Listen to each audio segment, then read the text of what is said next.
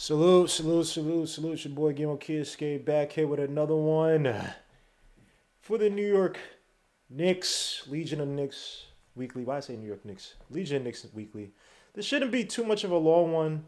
It's not many things crazy to report about. Obviously, the trade deadline is coming up soon, February 10th. I'm definitely going to do a show on that day, do a live. But not really much to talk about. Look, we all know the rumors, the Randle stuff. We're going to talk about it a little bit.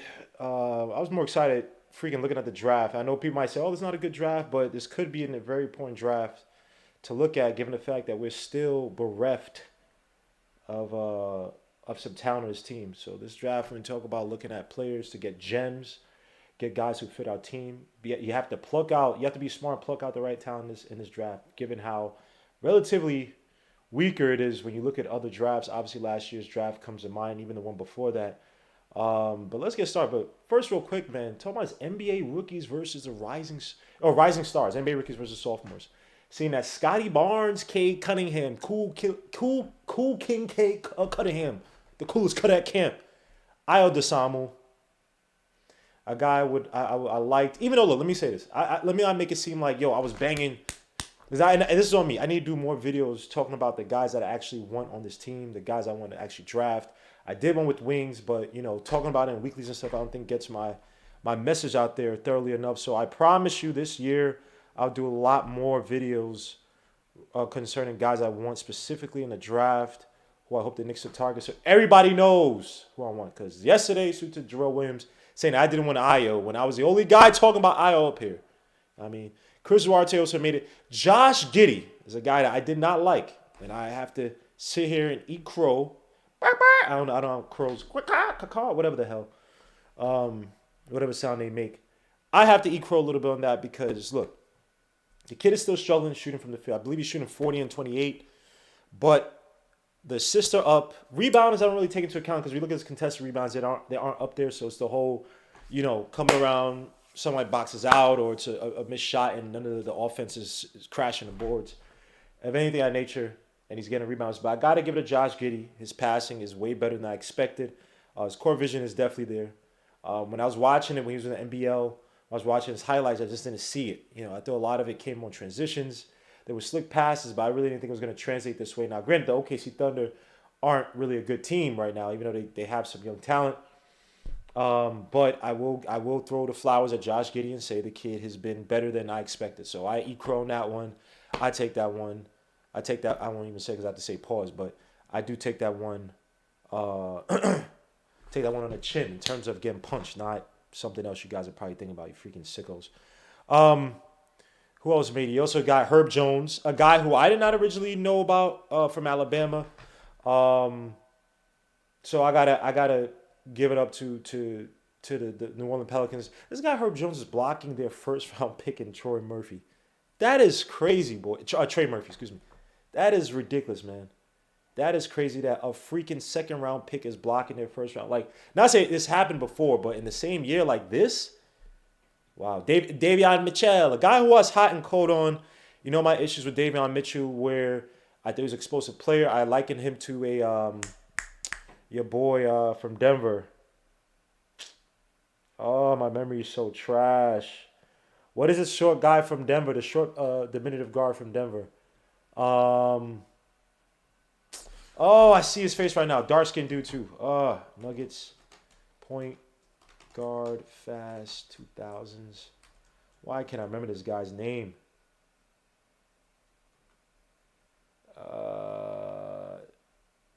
Drafted. Went to China. No, not Emmanuel Mudiay. Holy crap, I really got to go and... Not Emmanuel Mudiay. No. Ty Lawson.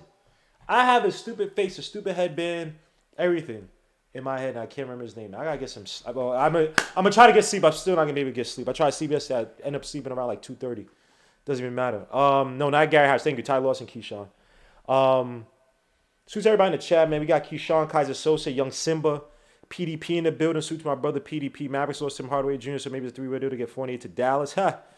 I don't know if they're going to be feeding to get Fournier because, again, you're putting all that money on their books. And I doubt Brunson resigns, but they're already $140 million on the books for next season. Not this season, next season, 140. So that's new money coming in. That should count against the cap.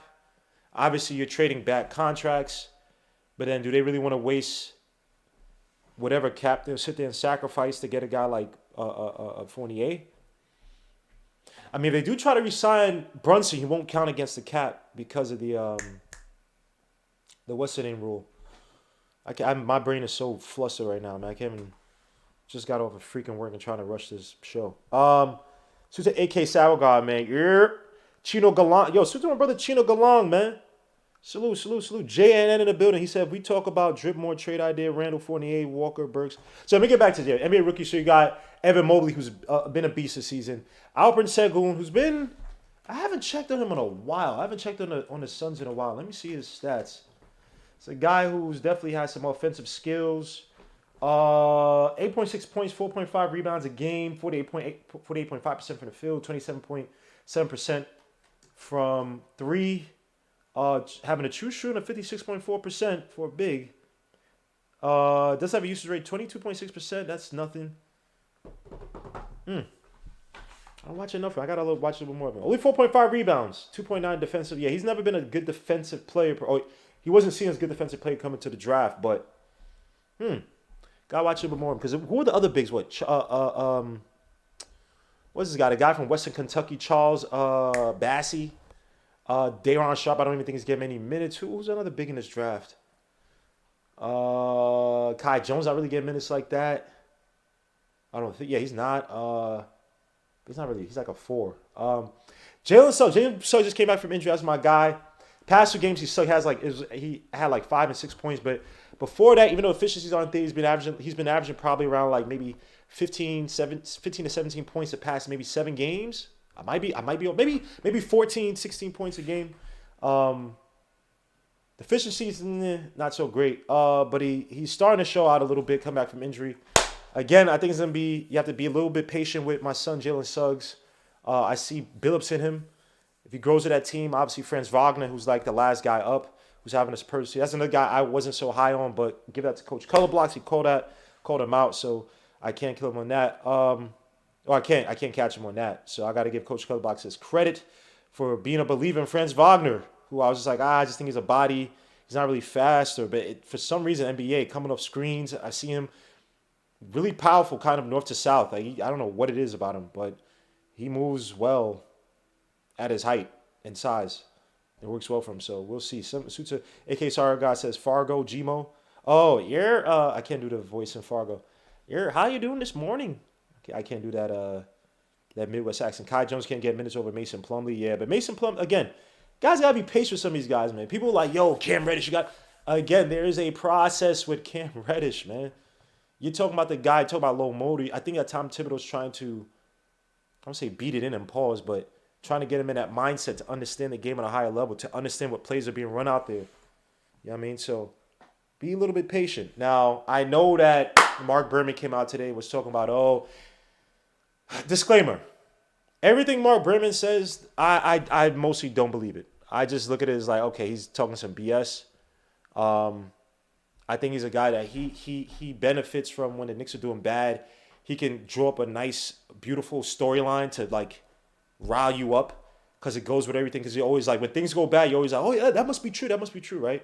And even I one time caught myself falling into one of his traps, right? But he came out today saying that Tom Thibodeau didn't want that. It was more so the front office that wanted Cam Reddish, not Tom Thibodeau. That what else he say today? He said this on CT Knicks. I'm saying this dude's channel wrong. If you guys know him, please go subscribe to him. CT Knicks Online, Australian dude. And they were talking about the front office more so wanting Cam Reddish, that Tom Thibodeau really didn't have any say-so in player acquisition. Something I said, but it's coming from Berman, so I got to put a grain of salt in that. But didn't I say that? I'm just joking. He also talked about, what else he talked about? Some other palaver. Was it Evan Fournier and Kemba? I think they talked about him not wanting those two. What else? What else? What else? What else? What else? What else? I forgot. But Mark Berman, bro, is just like it irks me. Like I can't trust what he's saying. Some things he's probably saying right, but some things just like dogs, your credibility, and that's your shtick. That's your hustle. I'm not hating on it. Do your thing, my guy. I'm not hating on you. God bless you. But for me, it's hard for me to take in what he's saying a lot of times. Tom Thibodeau did come out. What did he say today that was interesting? Oh, why is my brain so mush? What did he come out and say today that I want to talk about? Hold up. Thibodeau came out on Twitter too. Was it Cats who had it? Thibodeau. And can please people, please people, can you guys stop? Oh yeah, can you please stop worrying about? I forgot. I got it now. Can you guys, Steve? I can't even talk. Can you guys please stop going to pause? But Ball Sack Sports on Twitter and believing what they're saying, man. It is a parody account. It is not real. Please, Lord Jesus, people are getting caught and posting these retweeting Ball Sack Sports. Pause. And it's not a real not a real Twitter page. Please. So yeah, let's talk about it, man. So Tom Thibodeau came out today and was like, they're talking about trade rumors. He's like, yo, bro, like, there are like 30 billion trade rumors out there that don't, like, it happens every year. And typically only have one that might actually come into fruition. And he has a point. Now, I don't know. Maybe he's trying to hide some things. He could obviously be trying to hide their hands. My belief, now we get to the Julius Randle thing. I do believe that they may have been trying to move on from a Julius Randle. That's not the case. Look,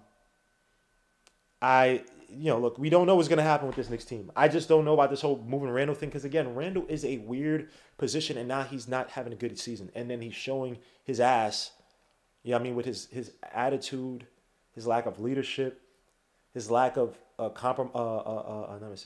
sacrificial play, setting screens, doing the dirty work on a consistent basis. Because some games he does, some games he doesn't. Who would want to trade for Randle? Again, if I'm a playoff team, I'm trying to take on that money. It's not a glob of money, but I'm taking that money to put on my bench. And he's not he's not a Bradley Beal. Bradley Beal I could bring to the Warriors. Say they made trade. I know they're way over the cap, but say they made this trade. You have Bradley Beal, and he's your bench demon for the times when when Steph Curry be choking sometimes in the playoffs, and Klay Thompson still come back from injury. He's my safety valve from the bench when it's like, you know what? No basketball players just go out there, ISO, I need 20 points tonight, 20, 25 points. Randle's not that. You're going to be putting the ball in Randle's hands? He has usage rate of 27%. And his effectiveness, again, comes with the ball more in his hands. What team will want that? And if you're a playoff team, you probably already have facilitators and playmakers already who could do all that work that Randle does for us. And probably at a better clip if you're a true contender in the playoffs. So who's trading for Randle? And we're gonna talk about it a little bit. We have some teams and stuff to talk about, but I just don't know, man. It is tough. We're also gonna talk about Grimes and stuff, but let me get to this stupid game real quick. Now look, the Knicks beat the Kings. It is what it is. I didn't really see. Look, it's a game you have to have. You have to beat them. It's whatever. I'm not trying to poo-poo the Knicks. The Kings are worse than the Knicks. As bad as the Knicks have been these past how many games, the Kings have been that much more worse. They are a putrid team. They're a pretty terrible organization. They do have some talent. Davion Mitchell, Halliburton. Obviously, Darren Fox is another name that keeps coming up with the whole Tom Thibodeau thing. Tom Thibodeau. The whole Julius Randle trade speculation. But yesterday really didn't show me anything. R.J. Barrett, again. Your boy R.J. Barrett. That's my guy. That's my son. Let me not act like he's not. But R.J. Barrett, Drew Hanlon, I know you're not listening. You know what I'm saying? But you have to find a way for R.J. Barrett to become a better mid-range shooter off the dribble. You just have to, please. I'm begging you, and all that is good. R.J. Barrett's next steps in the NBA is touch, refinement, and hitting that mid-range shot. And I'm not talking about getting to your spot to hit the mid-range shot as like a setup play. As in he's dribbling, he catches his man instead of attack. Because too many times, he did this against Damon Jones and Metu yesterday. He did it against Zubac yesterday where he's attacking the help defense deep into, and they're playing drop back, and they're giving you the space to hit the mid-range shot, and he's still attacking them.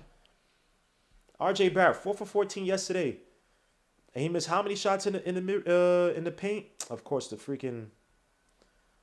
my what's the name goes down as I'm doing this. But R.J. Barrett on all shots off the dribble this season, it might be good. It's average 36 for 106 for 34%. And obviously the vast majority of those are in the mid-range. So R.J. Barrett, man, look, that's my son. We got to go back to the drawing board, man. This is unacceptable by R.J. Barrett. Unacceptable. Now, Julius Randle had a decent game yesterday, whatever you want to call it. Had several assists, had the nice assist to Fournier. Again, they feed the ball to Fournier a lot in the first quarter. I know he complains about ball movement and all that stuff, but he should be the last guy to complain. But Julius Randle had a decent game yesterday. His body language is still trash, but he did have a good game yesterday. Facilitating, had that nice pass to R.J. Barrett, cutting through the lane for the dunk. He went he went 7 for 14 yesterday, 50%, 1 for 3 from the 3-point line. 9 rebounds, 2 of them offensive. Again, one thing I say about Julius Randle is that he is making a concerted effort to place himself more underneath the rim. In terms of, I did see him find down low for some rebounds. He had 2 offensive rebounds. They had 2 putbacks. So I got to give him credit in that regard. He had 4 turnovers, but he had 4 assists. So I got to give him his credit, even though, look, I want the guy gone, man. I want the guy gone. I understand he had 10 points yesterday, but I need the guy gone, man. And I guess we could talk about, Obi Toppin had a good game, 6 for 8 yesterday. Julius Randle had 17 points, I said 10 points. He had a plus minus a plus 10, sorry. But I need that guy gone. Quentin Grimes, the guy everybody wants to kill me about now. And salute to this guy. Hold up. There's a guy that responded to the video yesterday. And he got on me because he said I was being hypocritical on Grimes because I said that Quentin Grimes, I could call Quentin Grimes a poor man's Danny Green, but I called Josh Christopher. I said he had the ceiling of Bradley Bills. Let me say one thing too. When I was doing those videos, I apologize. I didn't give Grimes his ceiling and his floor, but I did give your boy Josh Christopher his ceiling and his floor. But with Grimes, I guess his floor would be what, a Wayne Ellington type? I mean, I don't know what you want me to say exactly, but I do apologize for that. I wasn't trying to skirt out on Grimes or giving his proper assessments. But I'm going to get to the Grimes breakdown a little bit. I want to point out this dude's name real quick. I apologize, guys. Let me just get to the old video that I did yesterday. This guy, you guys go, ooh, and Grimes does well. You guys are going to try to take my head off, and I'm still going to stay on my 10 toes, man. Yo, we got 72 people watching, man. Hit them likes. I appreciate it, man. I'm here, Dolo. I apologize. First and foremost, I apologize to the Knicks crew because I probably should have told them a little bit earlier because I definitely want those guys to come on and have some discussions. I hit them up late. I apologize. I believe I'll be on their show on the 3rd of February, so that's on Wednesday. Oh, whoa. Today's Tuesday. Sorry. Oh, crap. Wait. No. Thursday. Thank you. Whew. My brain is trash, man. I'm losing dates and everything. His name is Osikua.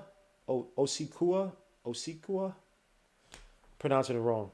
But y'all can see his comment, and he says that, he said, did you see Grimes' post game? He said, I'm not in 3-and-D. That's just about getting comfortable on the tips that he allows me to show my other skills.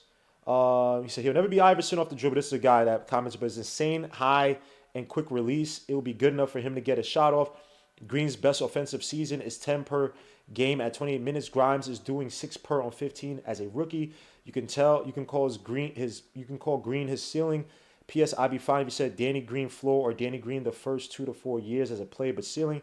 As far as my pre-draft, I had Josh Hart as his floor with a realistic but positive trajectory of Gary Trent with a better defense in a few seasons after developing. Well, Gary Trent has good defense, and Gary Trent's a better slash to the basket than Grimes has ever been or ever showed in college. So, I mean, I get, but it's just ceiling, so I got to respect it. And as for his ceiling, a slightly shorter Klay Thompson, if he maxed out his potential. Like, you got 2 different ceilings, my guy, and the right team dynamics for Brandon Roy pre-injury. This is what I'm saying. I get killed for saying Danny Green. But you said a shorter version of Klay Thompson. Where is his mid-range game? I beg you in the name of that's all that's good. Where is his mid-range game? And by the way, this conversation came because of Anthony D. We were not going to discuss Grimes in the draft stuff yesterday. I don't believe, if I remember. But Anthony D brought this up. So I'm just going over. I'm just respecting this kid's comment. I asked him to come on tonight if he could. He might be busy. He might be working, whatever. But I do appreciate the comment. But Klay Thompson and Brandon Roy, you're picking two different type of players and just throwing these light-skinned dudes to say, why don't you say Michael Redd? Y'all just picking just random good dudes to say, oh, he's this guy, and they have to be light skinned too. I'm only joking. Well, there's partially true in that. Brandon Roy, but Brandon Roy he wasn't quick twitch, but he still had hesitation. He was tough in terms of driving to the basket. What did Brandon Roy shoot from three? Like 33% or something like that? Hold on, let me see what Brandon Roy's stats. Brandon Roy, I don't think was I don't remember being an accomplished 3-point shooter. For his career, he shot 34.8%. Shot 1 year, 37%. Oh, his rookie year shot 37% as well too. Didn't have many years in the NBA. Obviously, his knees were breaking down, but this guy wasn't like this prolific 3-point shooter. So where do y'all get Brandon Roy from? Suits this guy. I'm not laughing. I just laughing because it's like I get killed for saying Danny Green.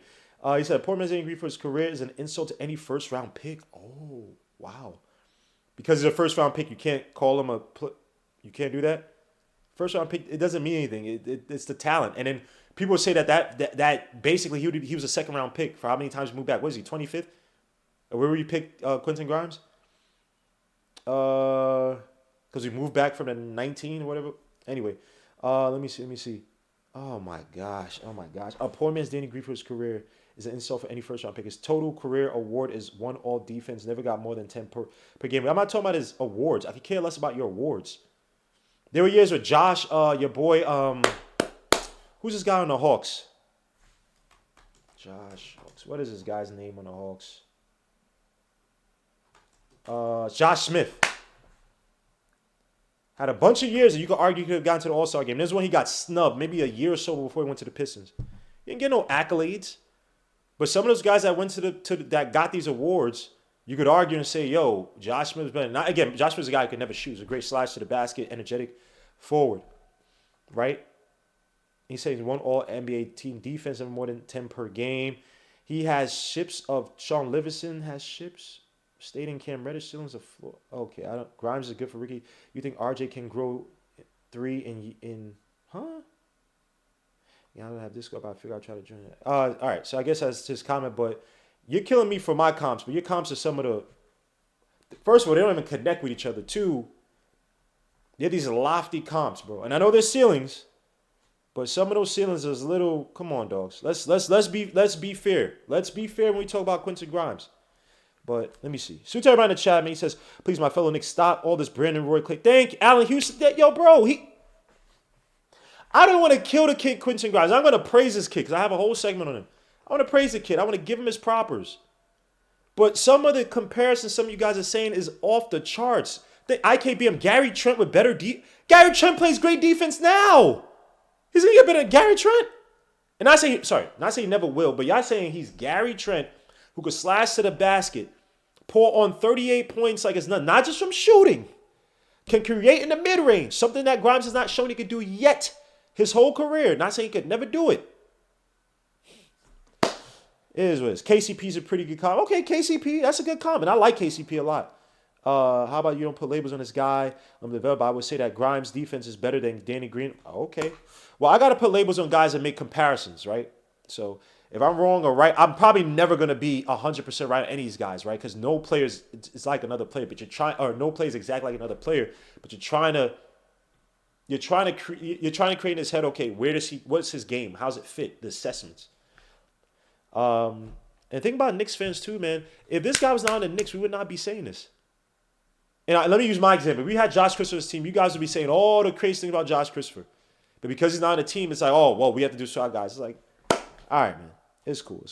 Let me see what we got. Let me see the comments in the chat, man. We got 86 people watching. I appreciate only 45 likes. Hey, please hit likes. Subscribe to the channel, man. I apologize. And I was supposed to do this on Sunday, so some stats might be a little off, but I'm just so stupid. Oh, Asuka, guy, please.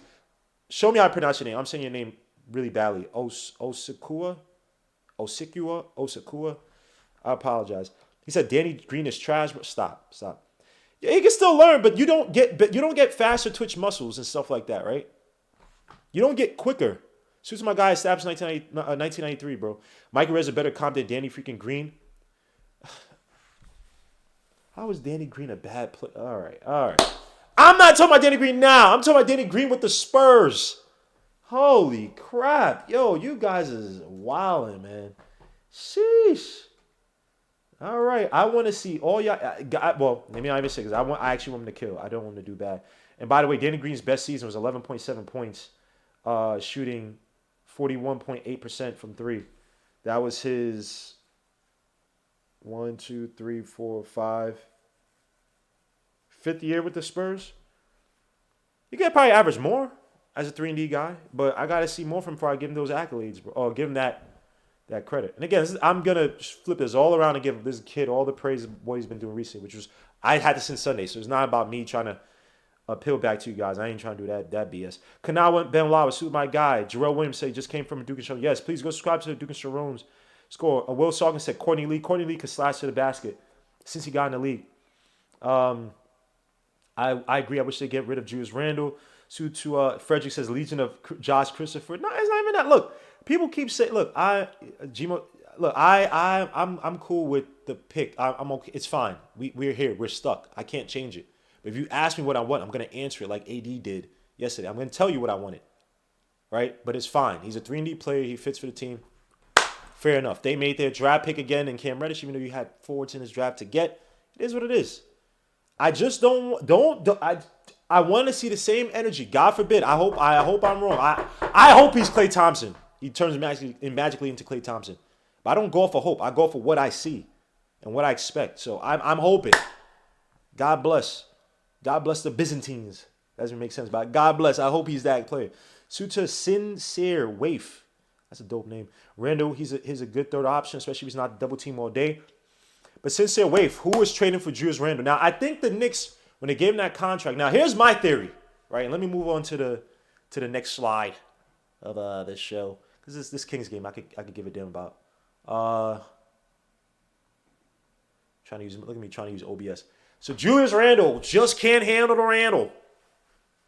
As my headphones fall down. Thing with Julius Randle, bro. I think they gave him the contract. Look, this is my theory. Again, there's no backing behind it, nothing like that, right? Now, I had my theories last season. That was a little crazy. I had my theories last season. I think that they, not say sabotage it, but the Knicks did not. I don't think Tom Thibodeau was that stubborn enough to not put Julius Randle in a position to have a better playoffs, put him in a lower post. Things that, when I said I was wrong for it, then when Basketball Breakdown said the same thing, oh, we didn't make adjustments, so I said, all right. And I'm not a coach, but, it's all right. I'm only joking around partially, but come on. Anywho's, I think that they were doing certain things, and it's just me, that to kind of say, hey, we're not trying to give this guy a max. That was just me. Now, again, I was only 30% sure on the theory. It's just a crazy, kooky theory. It may not make any damn sense. But it could also go that they were trying to trade Julius Randle in the offseason. That they were putting out fillers for Julius Randle, trying to get him off this team, at least by, or at best at deadline, or at least, what's the answer right? No, at best at deadline. Or at the worst, at the deadline. But I think they were possibly trying to move on from him and trying to have their cake and eat it too. Get some assets back for him via this trade as opposed to let him go for free. And here's this. People say, well, he had an extra year. But the thing about it is that given the season that he had, maybe they didn't want to risk having a Julius Randle go out there and saying, oh, you're not going to give me a contract. Okay, I'm going to F it up and stink it up and make it even harder for you guys to try to trade me before my contract's up. So it's like, hey, let's give this guy a contract. Let's give him, hopefully he takes below the max so it's not an albatross, and try to sell another team on this late bloomer. And I think that Julius Randle caught wind of it. I think that the Kemba Walker thing put him in a jersey instead of Julius Randle, who was your best player. I think that was a shift in saying, hey, we're trying to make this guy the face of a franchise on a low. Or not the face of the franchise, but the face of the iteration of this team, right? Because you can argue RJ Barrett wasn't there yet. Fournier is whatever. Mitch Robinson. There were no real marketable stars. And they were trying to move on from Randle. Now, one thing that kills my theory is that Tom Thibodeau still goes with Randle, even though he's trying to push the offense a little bit through more through RJ Barrett and have more of a pick and roll type of offense, read and react type of offense, right? But these are the only things I can think of because I'm not trying to get into the whole personal life. I don't know what's happening in his personal life. I hope everything is good in his personal life. I know he just had a kid, but it goes past that. The way he's acting, it's not as if it's like, yo, I'm hurting on this. I'm hurting because something in my personal life. It's more so of like, yo, dogs, like, You're being a malcontent even with your teammates. You're not even playing for your teammates anymore. You know what I mean? Like something is up with this kid. So guys, so I just think that it may have been. And by the way, over the past 2 games, do not that this does not count the Kings game. By the way, is something off with Julius Randle. By the way, JNS says I should do a taste review for Marcus Camby's new beer this week. That is dope. I would definitely look into buying some of that. I know he just came out with it. He was just talking about, and I think he said it could be that it tastes like Blue Moon or something like that. Jerome said both your Houston Suns are looking bad. Well, Josh Chris was averaging 7 points on 48% shooting from the field, 34% from three. So how's my son looking bad? How's my son looking bad? And he's just on a bad team. Jalen Green, I'm good with Jalen Green. He's gonna be fine.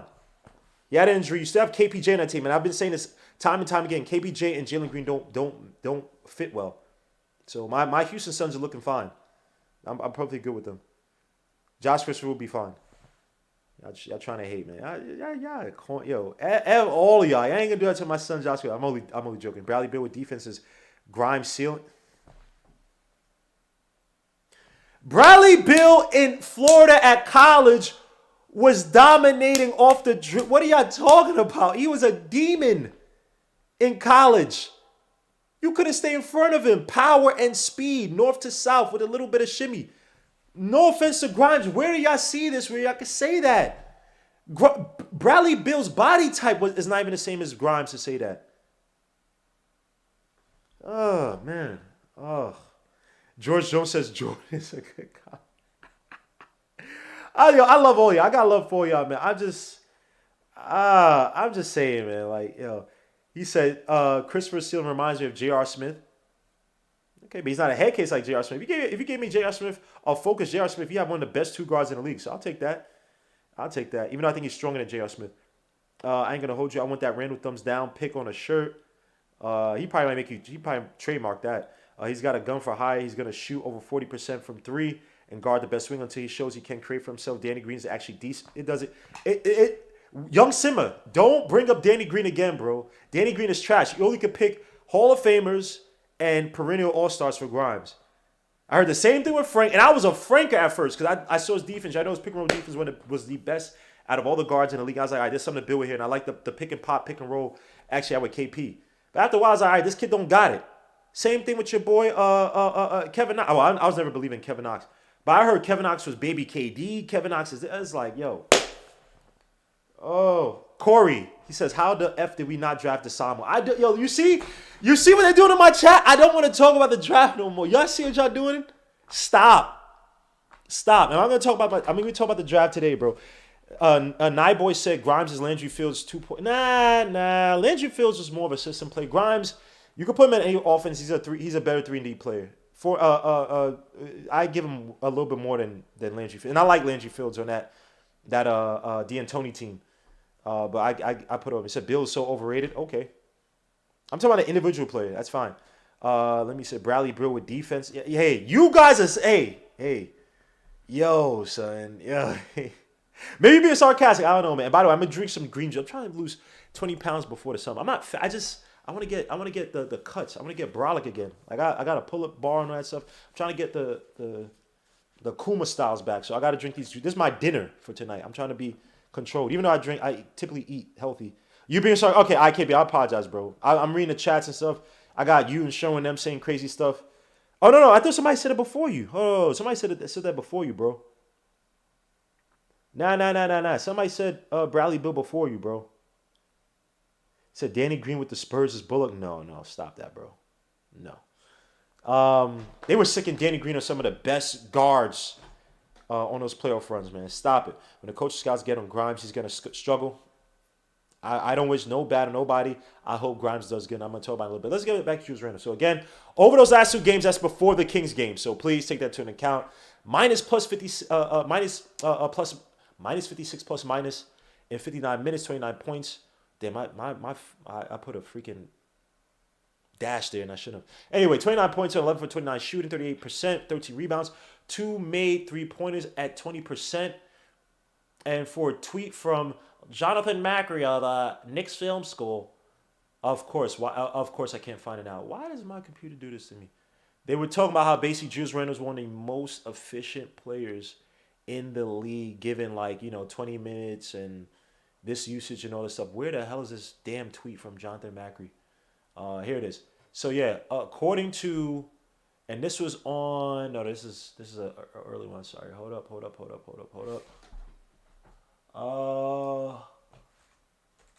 Macri, Jonathan Macri, Randall, efficient.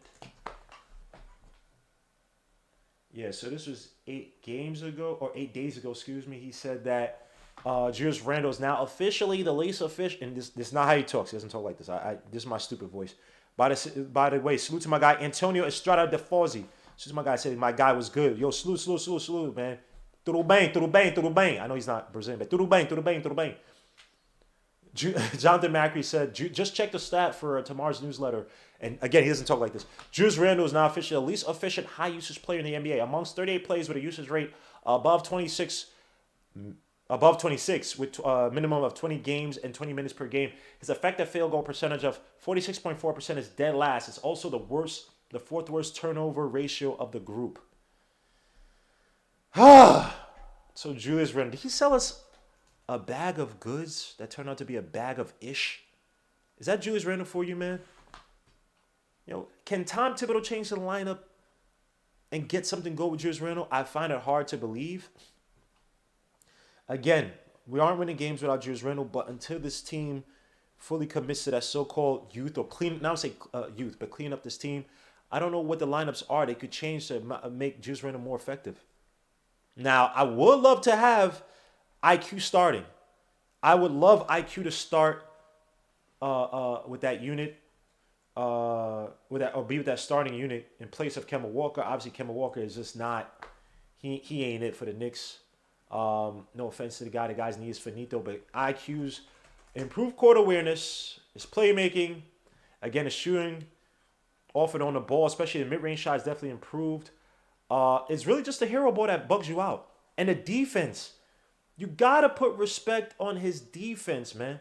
I'm gonna just show a stat real quick. I want to do something real quick with cleaning the glass. And let me show you.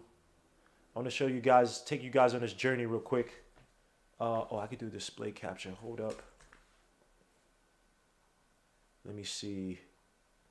So I want to see his starting numbers. Let me transition. I want to see his starting numbers. So this is production for the season. I want to see his starting numbers.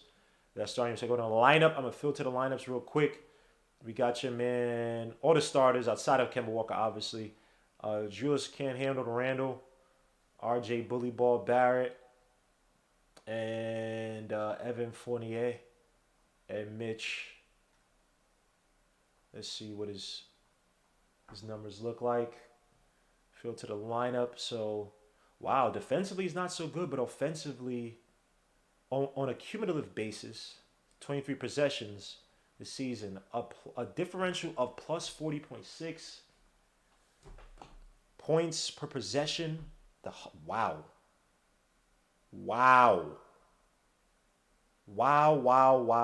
That defense is trash. I wonder who's responsible for that. Because I would think his defense is better, because I think his offensive rating this season has actually been really good. But look at that freaking offense right there. Effective field goal percentage, we'd be in a 98 percentile. Points per possession, 152. Wow.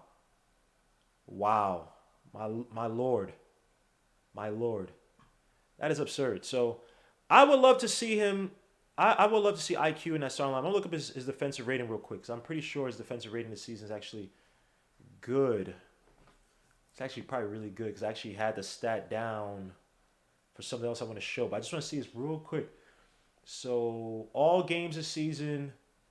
Let me see what your boy's doing this season. IQ. He has a defensive rating this season of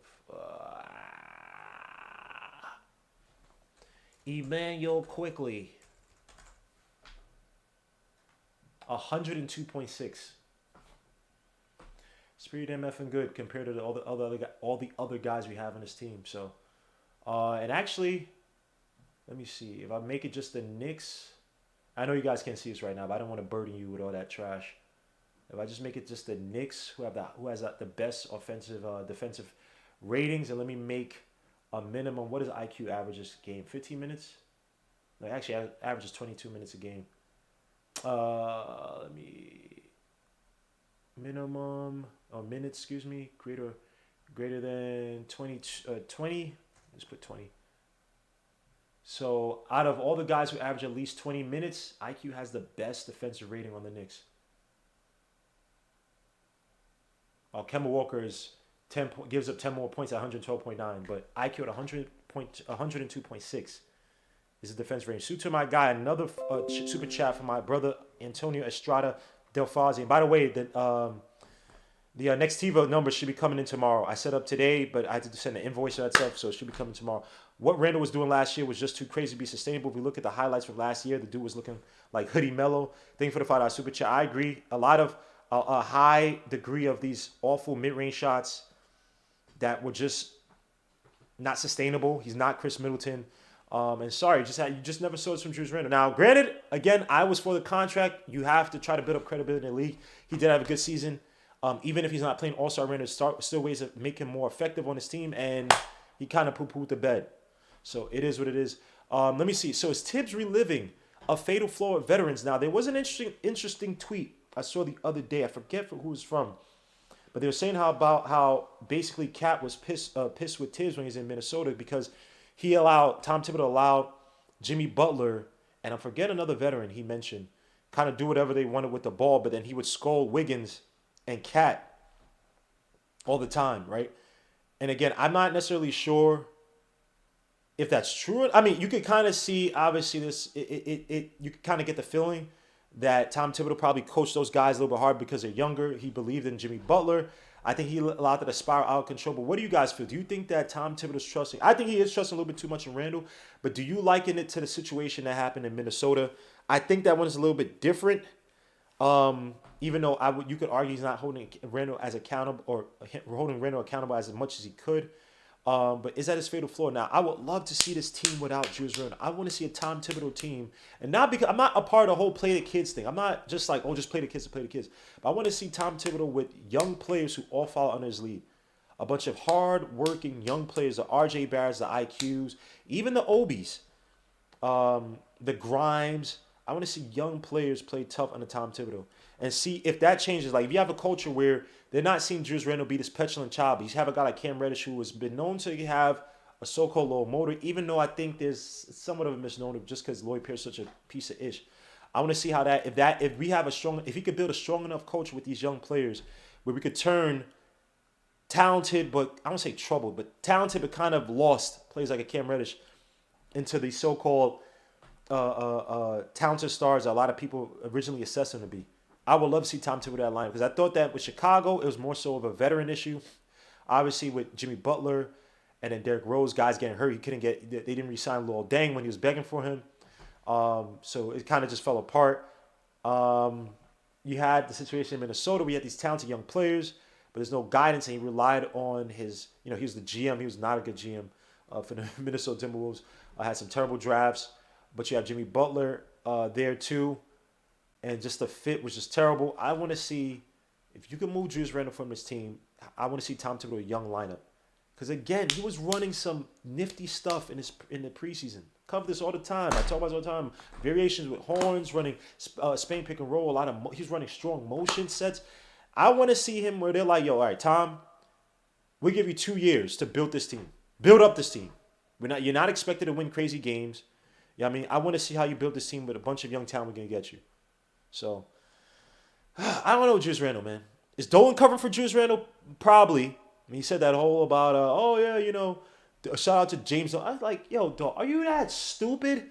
Now you're causing a rift it's like you're ishing on the front. So that's why I really feel the front office may have been trying to trade Julius Randle. Shout out to James Dolan. Like, why are you saying that, bro? You missed 7 straight post-game, or 7 total. And you're saying suit to James Dolan. Because James Dolan's like, I got to save face. Yeah, let me just cover for this guy. That's my guy. He's a name. And the front office is like, I don't know. Something to be Something to think about, man. I really think they try to trade him. Sutu, my guy, Kai's associate in the building, man. You know Randle's not that guy. I didn't say he's that guy.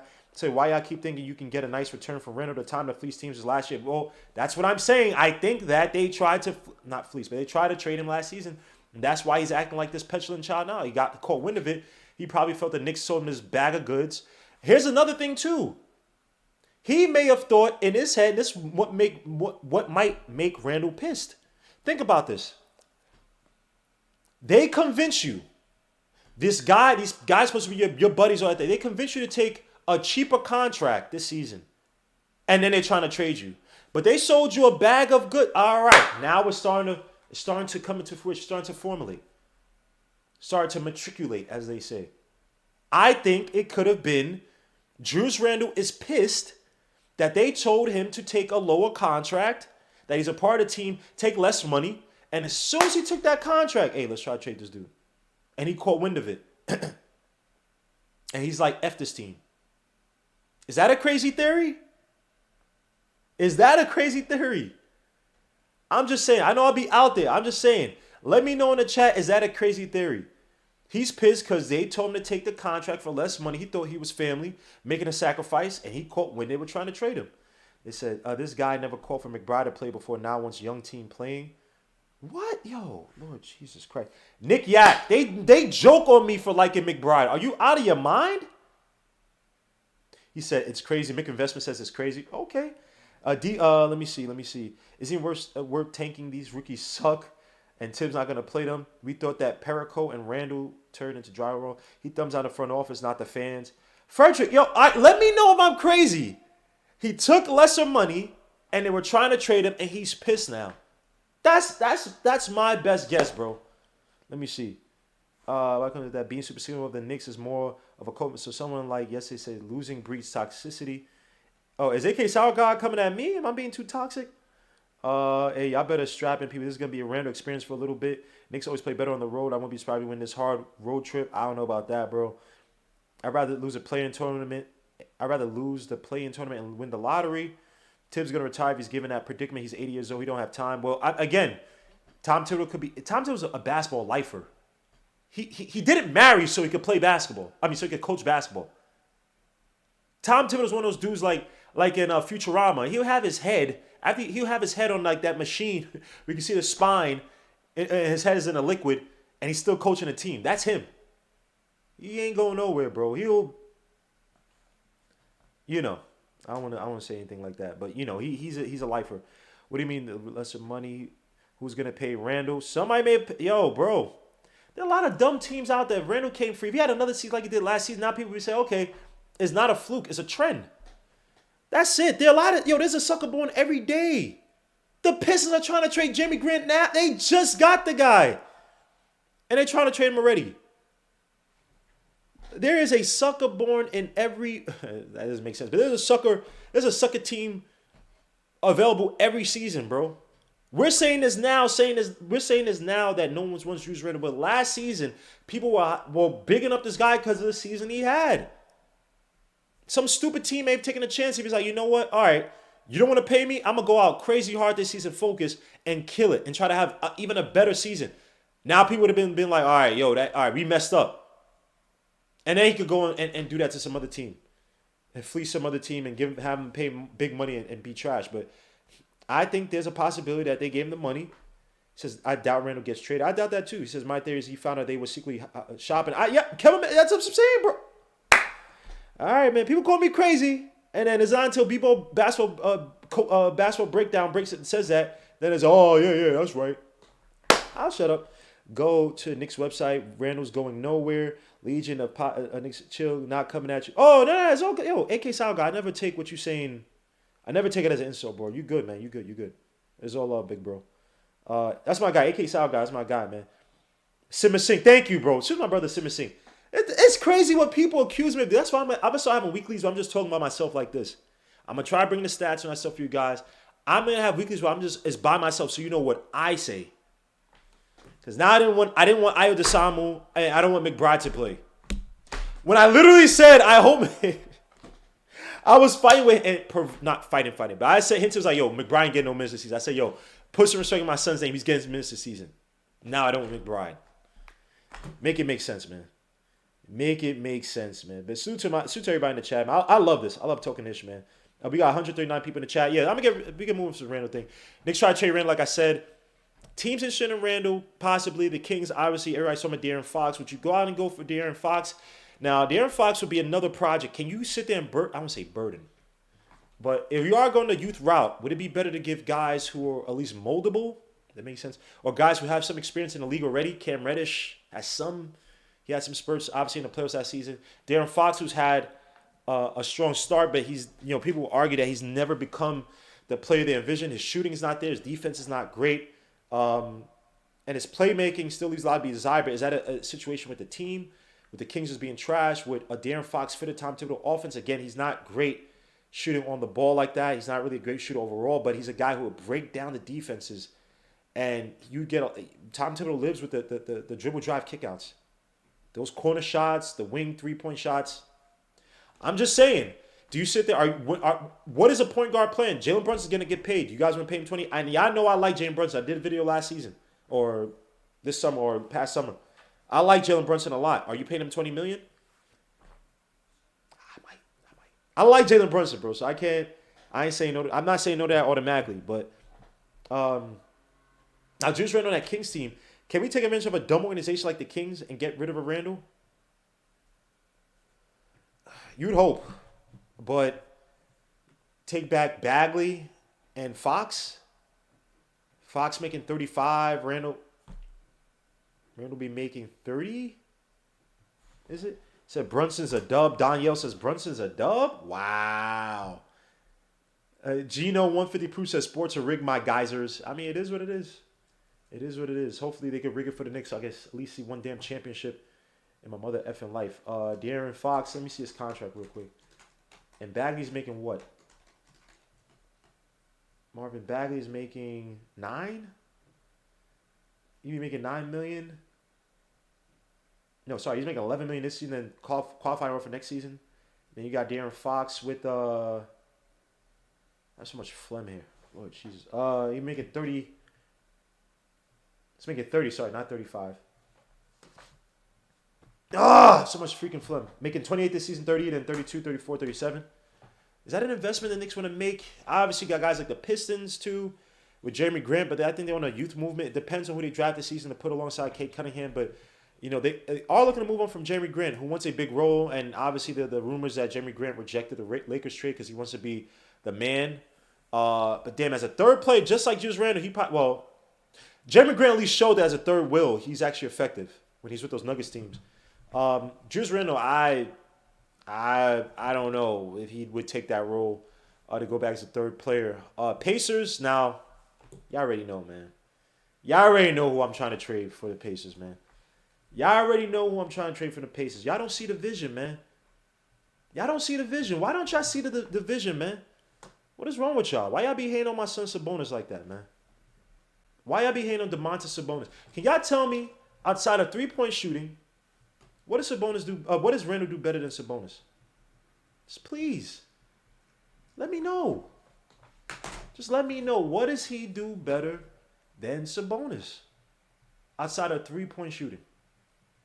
I'll wait. I'll let you guys talk in the chat because I was getting killed about how Sabonis not better than Randle. Okay, but Sabonis been doing it longer than Randle in terms of giving you consistent production that you could trust, and that's efficient. At least down low and all that stuff, right? When is Randle? By the way, Sabonis has a defensive rating of 108.5 this season. Julius Randle can't handle the Randle. After all that palaver last season, that doesn't make sense. Julius Randle has a 110.9. So Sabonis is a better player than Randle this season. Defensive player, excuse me. Better post up. Can set screens, gets his guys open. I understand the pace has been trash, but they also had so many damn injuries. Ty Warren has still not played. Brogdon's been injured the past 2 seasons. The bench has been trash. They had 3. This is their third coach in 3 years. I'm just saying, Pacers don't want Randle. I mean, does Carlisle see a Randle as a piece that he could build properly? A guy could space the floor out better than Sabonis. I'll give you that. when he's on. Um, they both don't play good defense. But he's a Texas kid. I know Carlisle just came from Texas, so that wouldn't even matter. Uh, but if you try to move him Sabonis, you can't. Because who's going to take him? Now, you have teams like the Grizzlies we talked about before. I think either Hadouken or Ethan brought it up. That would be interesting. That would be a tough team for Sabonis. Oh, my gosh. Sabonis, JJJ, Morant, Brooks, and Bane. Well, Brooks, still hurt. Oh, woo, Lord Jesus. Suits Sim Singh. Let me see what you guys say in the chat, man. Kevin Middleton says Sabonis. And I've been preaching about Sabonis for a while, bro. And they was like, oh, every time he plays Sabonis, that doesn't mean nothing. Because when the last season, Sabonis still giving Randle the business. Pause. If you follow Knicks history, name the last point guard Knicks dropped a bag on. I'll wait. New York Knicks a cheaper point guard. That's a good point. Stephen O'Connell said, why would Pacers want Randle? I'm just pointing out I'm pointing out possible teams. So look at the rest of the league. Who the hell would want Randle? You have to give up a bad contract for another bad contract. Now, granted, Sabonis is actually a good contract because it's only $18 million. But if you're trying to move Sabonis and the market becomes dry, which I don't think is going to, because obviously this summer is going to be a whole bunch of signing trades. But, look, I'm grasping at straws right now. I already put the Kings. I got the Pacers. I got the Pistons. The Mavericks. Do you guys want to take back KP? Hell no. I'm going to KP. The guy gets injured all the time. He's not tough. I don't want that contract. Even though offensively he'd probably be a better fit than Randle, but I'm good on KP. Now the Hawks. Now John Collins, who just got that bag last season. Now I do think he's overrated. But would he be a better fit? Would John Collins be what everybody hopes Obi Toppin to become? Let's have a real discussion. He's making 23 this season. 23 the next, 25 the next, and 26, 26. Is it the worst of contracts to have? Could you build with John Collins? I'm not the biggest fan of John Collins, but if you're trying to get away from the Randle contract, beggars can't be choosers. Would you trade for John Collins? I'm just saying. Would you trade for a John Collins? Let me know what you guys think in the chat. And the contracts match up perfectly. Train one disgruntled player for another. You give him a better inside presence scoring-wise with Randle if he wants to play in the post. John Collins will be able to space the floor for the Knicks. Both can, but John Collins, you just put the ball more in his hands. I think he'd be happy with that. But he's a guy who's shooting, 37% from three this season? 39% from three. Apologies. 39% from three. Could move well without the ball in his hand. Excuse me. I have phlegm right now. Trying to get it. Can't freaking talk. I'm just saying. What do you guys think in the chat? Let me go back to the chat. I need to blow my nose, but I have no one else on the show to cover for me. I apologize, guys. I'm not even sick anymore. It's just freaking phlegm. I don't know what they do in that team, man. That Hawks team is weird. That is a weird team. Excuse me, guys. I can't freaking talk. It's like phlegm is just moving back and forth in my nose. Let me see what you guys say. Nah, Obi could be potentially better than Collins. Fair enough. I would take John Collins, say his PDP. Obi Toppin will never be a starter on an NBA team since showing them. Golly. Sincere Wave says, John got Trey as a point. That's like having CP3 helping you. When will me see a move? PXNA salute. When is the deadline? February 10th is the deadline. February 30th is when you could trade Randle. If he's good to go, why do they want him traded? If he's good, why do they want him traded? Well, John Collins is complaining, or allegedly he's complaining about not getting the ball, not being featured in the offense. The Knicks need a point, not a 4. I would trade Noah well, Fournier, Kemba, and Obi for John. What? Sherwin M, boy. You stop. Oh gosh, stop. Simba Singh, I'm back because the Knicks are back in a lottery. Lotto brings hope, but the team performing on the court brings despair. Sherwin M is a Cavaliers fan. Oh my gosh, man. You guys are stupid, man. Hold on. All right, I'm gonna blow my nose. I got some tissue in the room. I apologize, guys. Give me 2 seconds.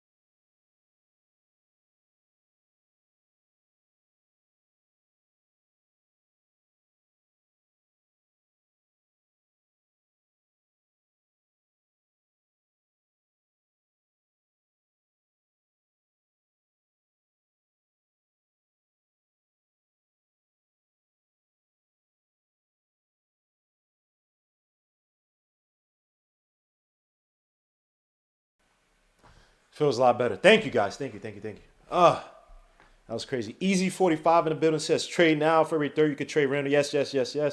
We know the Kings want Randle. I think they still do. Will you miss Randle? Says Easy 45 to PXNA. I'll answer it for PXNA. Hell to the F no. Hell no. All right, let's get back to this. So yeah, John Collins. Would you trade for John Collins? The Knicks have to start making savvy moves to find guys who fit. We're only gonna get guys through the draft and through trades. Trades like this, where you trade one contract for another to see if they fit, to get better for the short term, because players still don't want to come to the Knicks, and this front office don't got the cachet like you think their resume would suggest. So it is what it is. But that's it really on Randle, man. Randle, get the F out of here. No offense, bro. It's the business, man. You're messing up your own trade value. Imagine if my theory is right. And Randle went out and was like, you know what? Y'all want to trade me, but I'm going to have a great season. F it. I'm going to have a great season. A contender may have traded for you. A contender said, you know what? I don't know how Randle fits in this team, but I need that production. And you would have been close to a chip. And you are with the Knicks right now. So, Randle, no offense. I'm going to respect you and your family. God bless you, bro. But they need to find a way to move on from you, man. You're slowly becoming a black stain on the season right now. You're being a burden on the team. Your attitude, your temperament is terrible. Your interactions with the team. And the whole thumbs down thing, it is what it is. Javi Baez did that. And I was like, you know what? I don't mind these guys reacting at times, but you do it. It's too much. As Hinton likes to say, emotional intelligence is very poor with you. You're human. So I get you acting out sometimes, but this, too much. But let me get to Tom Thibodeau's defense. So as you've seen, is Tom Thibodeau's elite defense back? Is it back? Now, we've complained about Kemba Walker. We've complained about your boy Evan Fournier's terrible defense. Mitchell Robinson wasn't healthy to start the season. The foot injury, obviously the added weight was hurting him. But is Tom Thibodeau's elite defense back? If you compare it to last season, 5th in defensive rating. My bad. I'm an idiot. I put 5th.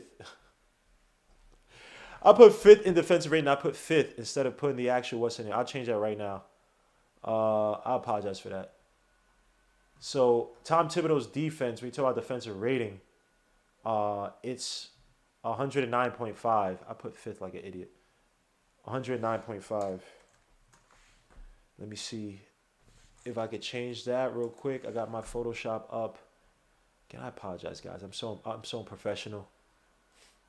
I'm so disgusting. Tom Thibodeau's defense, yes. Let me just change that. Give me 1 second to change that. Come on, son. Don't do this to me. The slideshow. So, all right. 109.5. Versus last season, 3rd in the league. Defensive rebounds, 15th. Versus 7th last season. Obviously, not having Nones well, be healthy enough. Ty Thibodeau's a little bit older. Mitch Robinson was out for a while. Definitely hurt us. Even Randle's rebounds have gone down. Even though I'm not sure. I think his defensive rebounds also went down as well, too. At the rim, what we're giving up this season, only 3rd in terms of efficiency. We're 3rd in the league, only giving up 61.8% of the rim this season versus last season 60.5%, and this season number 1. Obviously, Mitch knows well, helped out big time, but Mitch has done an adequate job, especially on the help defensive side. Points in the paint, 2nd in the league in terms of giving up points in the paint at 41.3 a game versus 4th in the league. And let me just make sure. Paint. NBA. And I want defense. Opponents' points in the paint. The Knicks are actually, after yesterday, and I have to update this. Oh, no, wait a second. Yeah, 41.3. I forgot. I did update this for the Kings game. 3-point percentage given up. Now, granted, the 3-point percentage is a little deceiving because we still give up. We're still bottom of the league in terms of 3-pointers made, 3-pointers attempted. Again, the help defense allows those 3-point. And again, let me give credit to Nick and Mr. Basketball for the help defense to make sure everybody knows where it came from. I still thought we were playing ice pick and roll. And I knew something was up. Sim suggested or thought we were playing zone. I said something's up with this team. I don't know what it is. And Nick perfectly picked it out. instead we're playing hell of defense. So I want to give credit to where credit is due. Nick G pointed that out. The most annoying Nick fan on all these waves, man. I'm only joking. Suits to Nick G and his family. But yeah, again, the corner 3-point percentage as well too. Bigger strength of last season, weaker this season, but only 11th in the league, which is not bad. Right outside the top 10.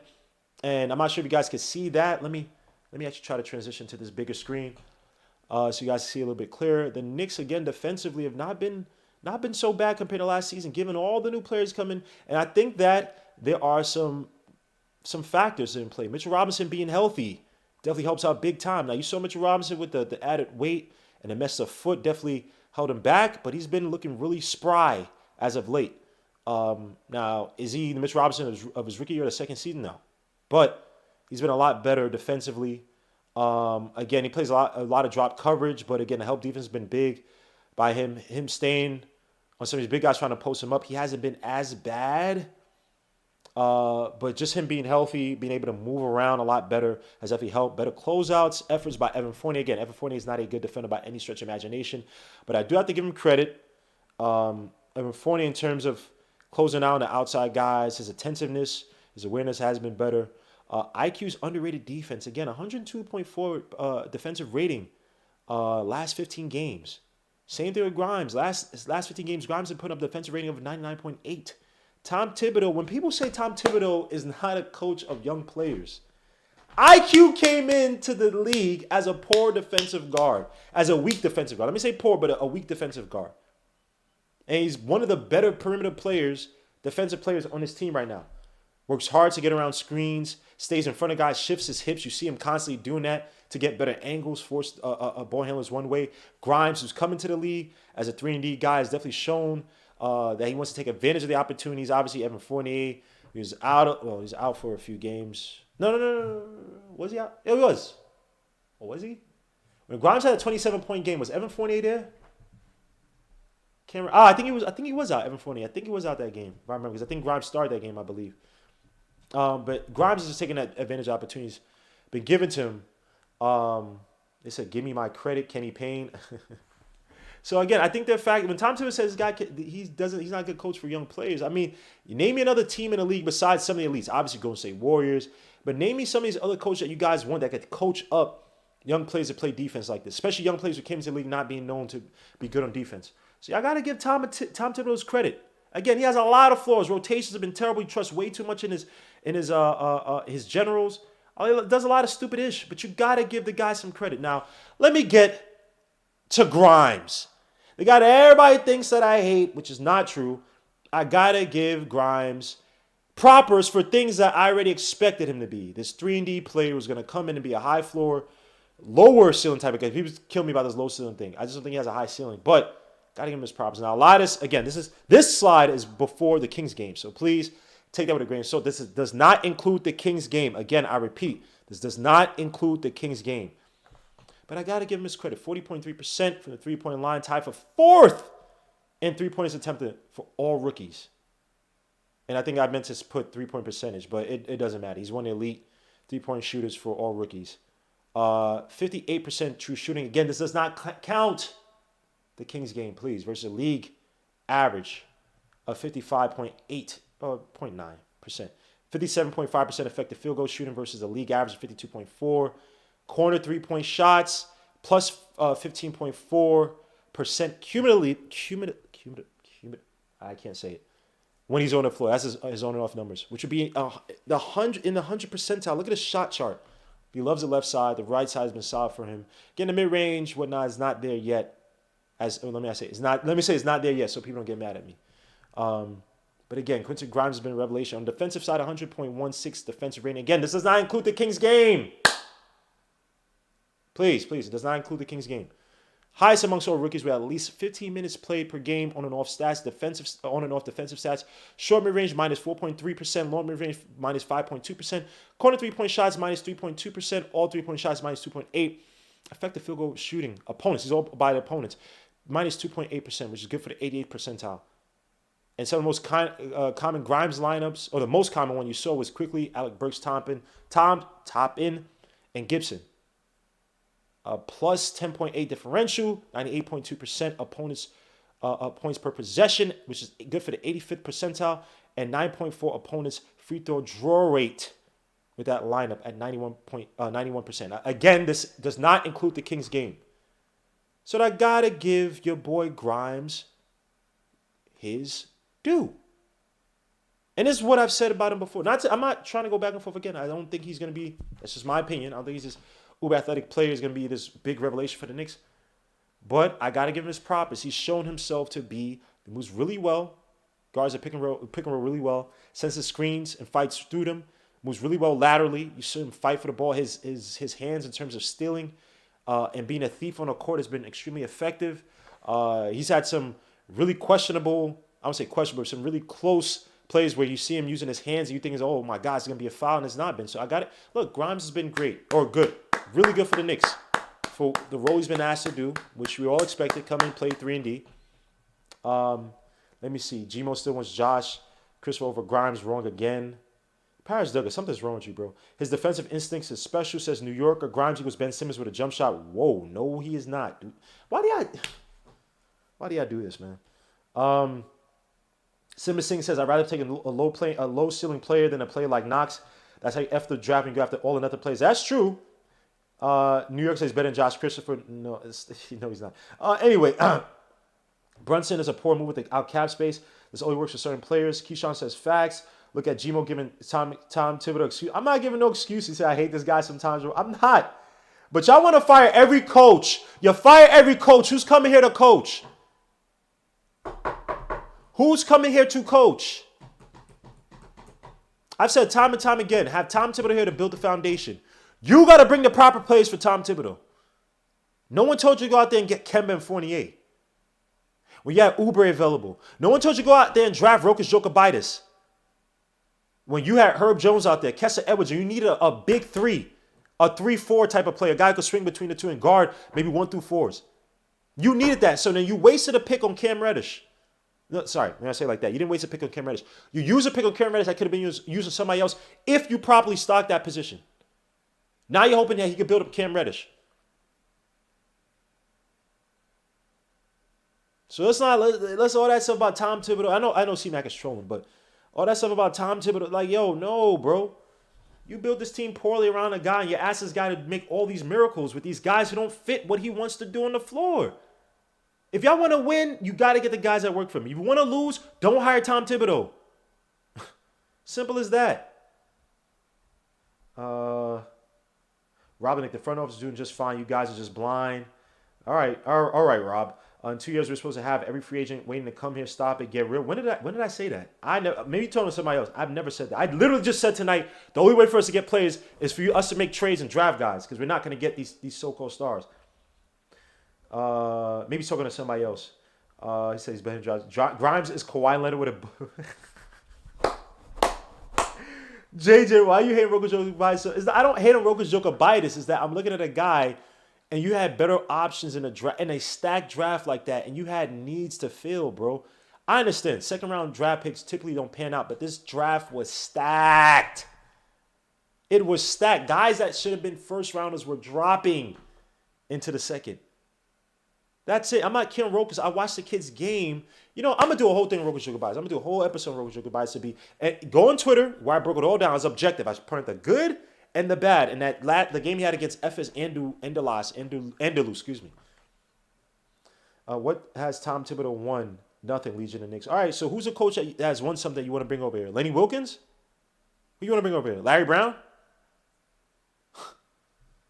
They need to insert your son McBride, Legion. Nah, we can wait. We can wait. He said, I like Kessa. Yeah, I liked him too. I made a whole video. I liked him. I've been talking about him. I said, yo, get this kid from Pepperdine. He said, you don't expect that from the number 25 pick, Gmo. He's ahead of his time. What, you don't expect him to be a 3-and-D player? That I said that he was going to be, that he was assessed to be? That I said he should have been starting? Everything about Grimes, outside of maybe his defensive impact to this extent, I've been talking about. Saying, okay, he's going to be a 3-and-D player. He's Danny Green. That's fine. That's cool. I want a high upside guy in Christopher. I don't want to go back to that, but that's the guy I wanted because I thought you could build him. And I think that his defense, people kill him for his defense. I think that there are things about his defense that people got wrong. So him and the Tom Thibodeau defense, he could have been good.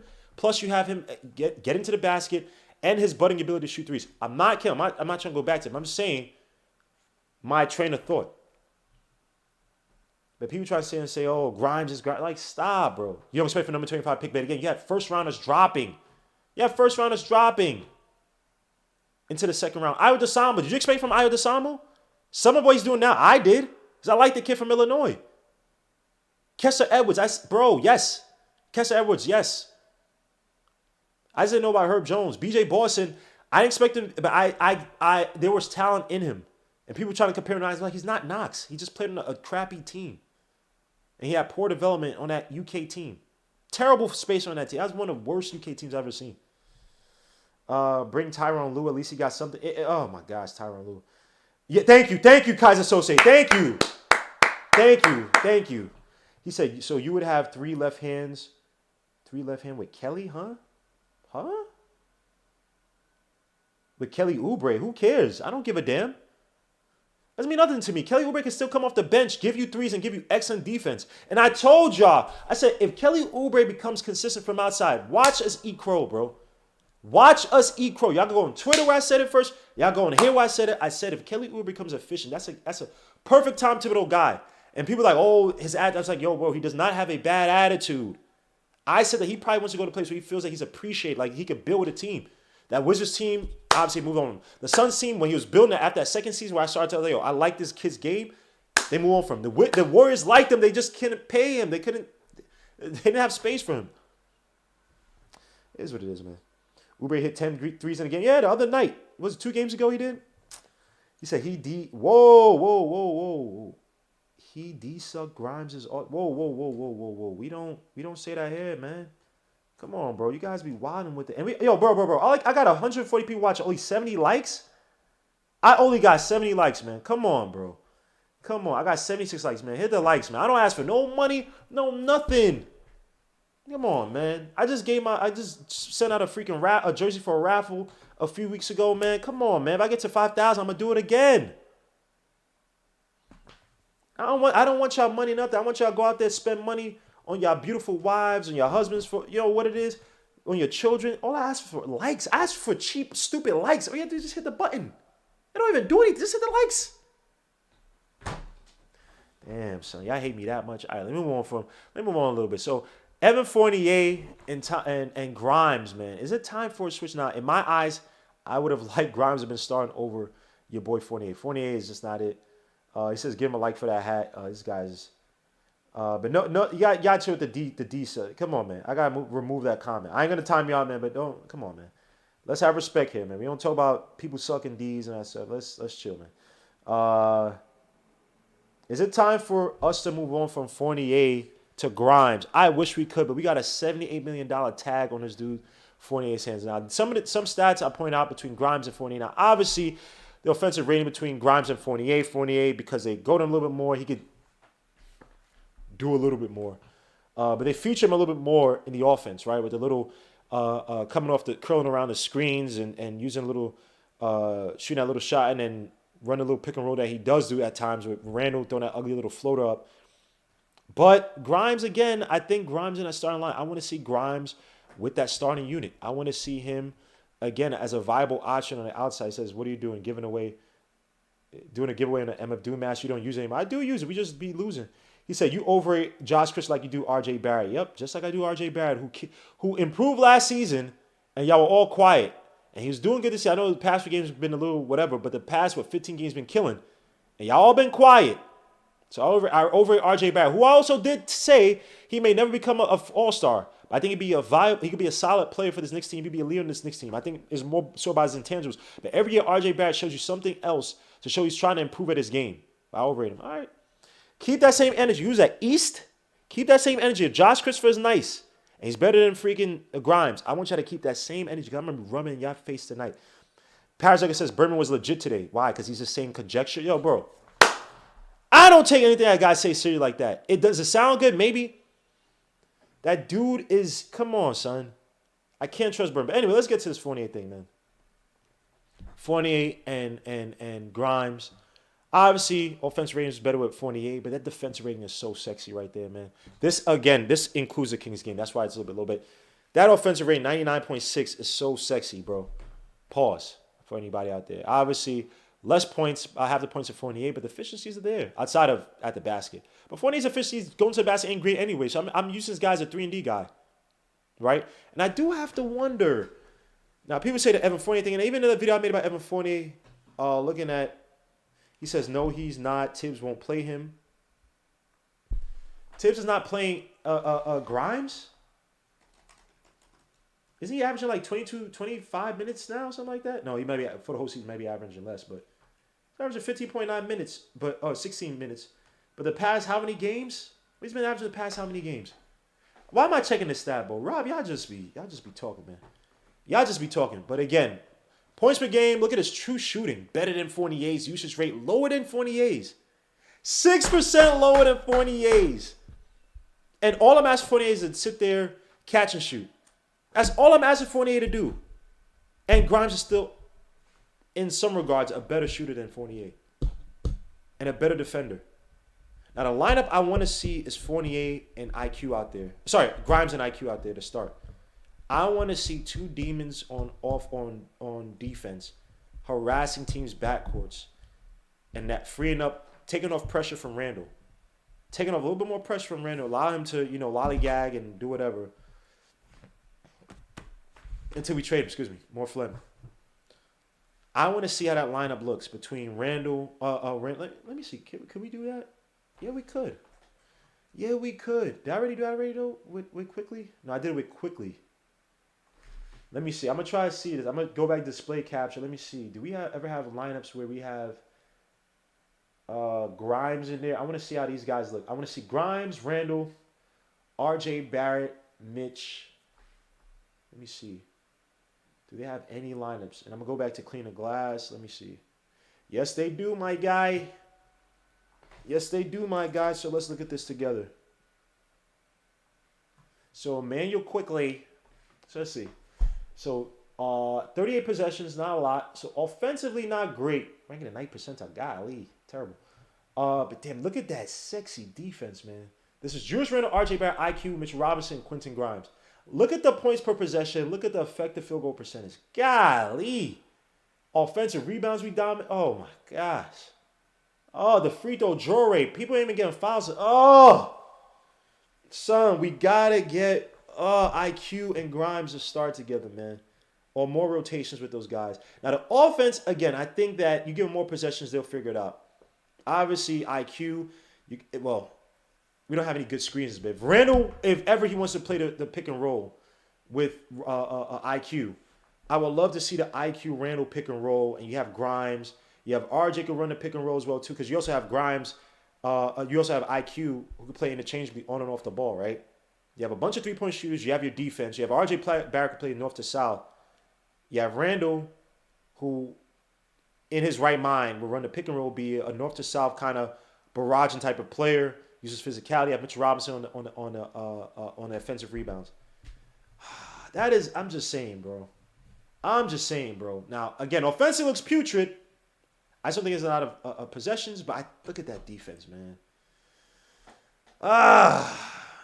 We got to find a way to have IQ and Grimes play more together. It says, that's why you tank with your players. Randall's not rolling. Forget it, says Chris B. I feel you, bro. I can only imagine. We're going to get to the draft a little bit. That's more so what I talk about. But Wayne Ellington, greatest shooter of all time. Jay Money, suit my brother Jay Money in the building. Is that Justin L? Suits to Justin L, if that is he.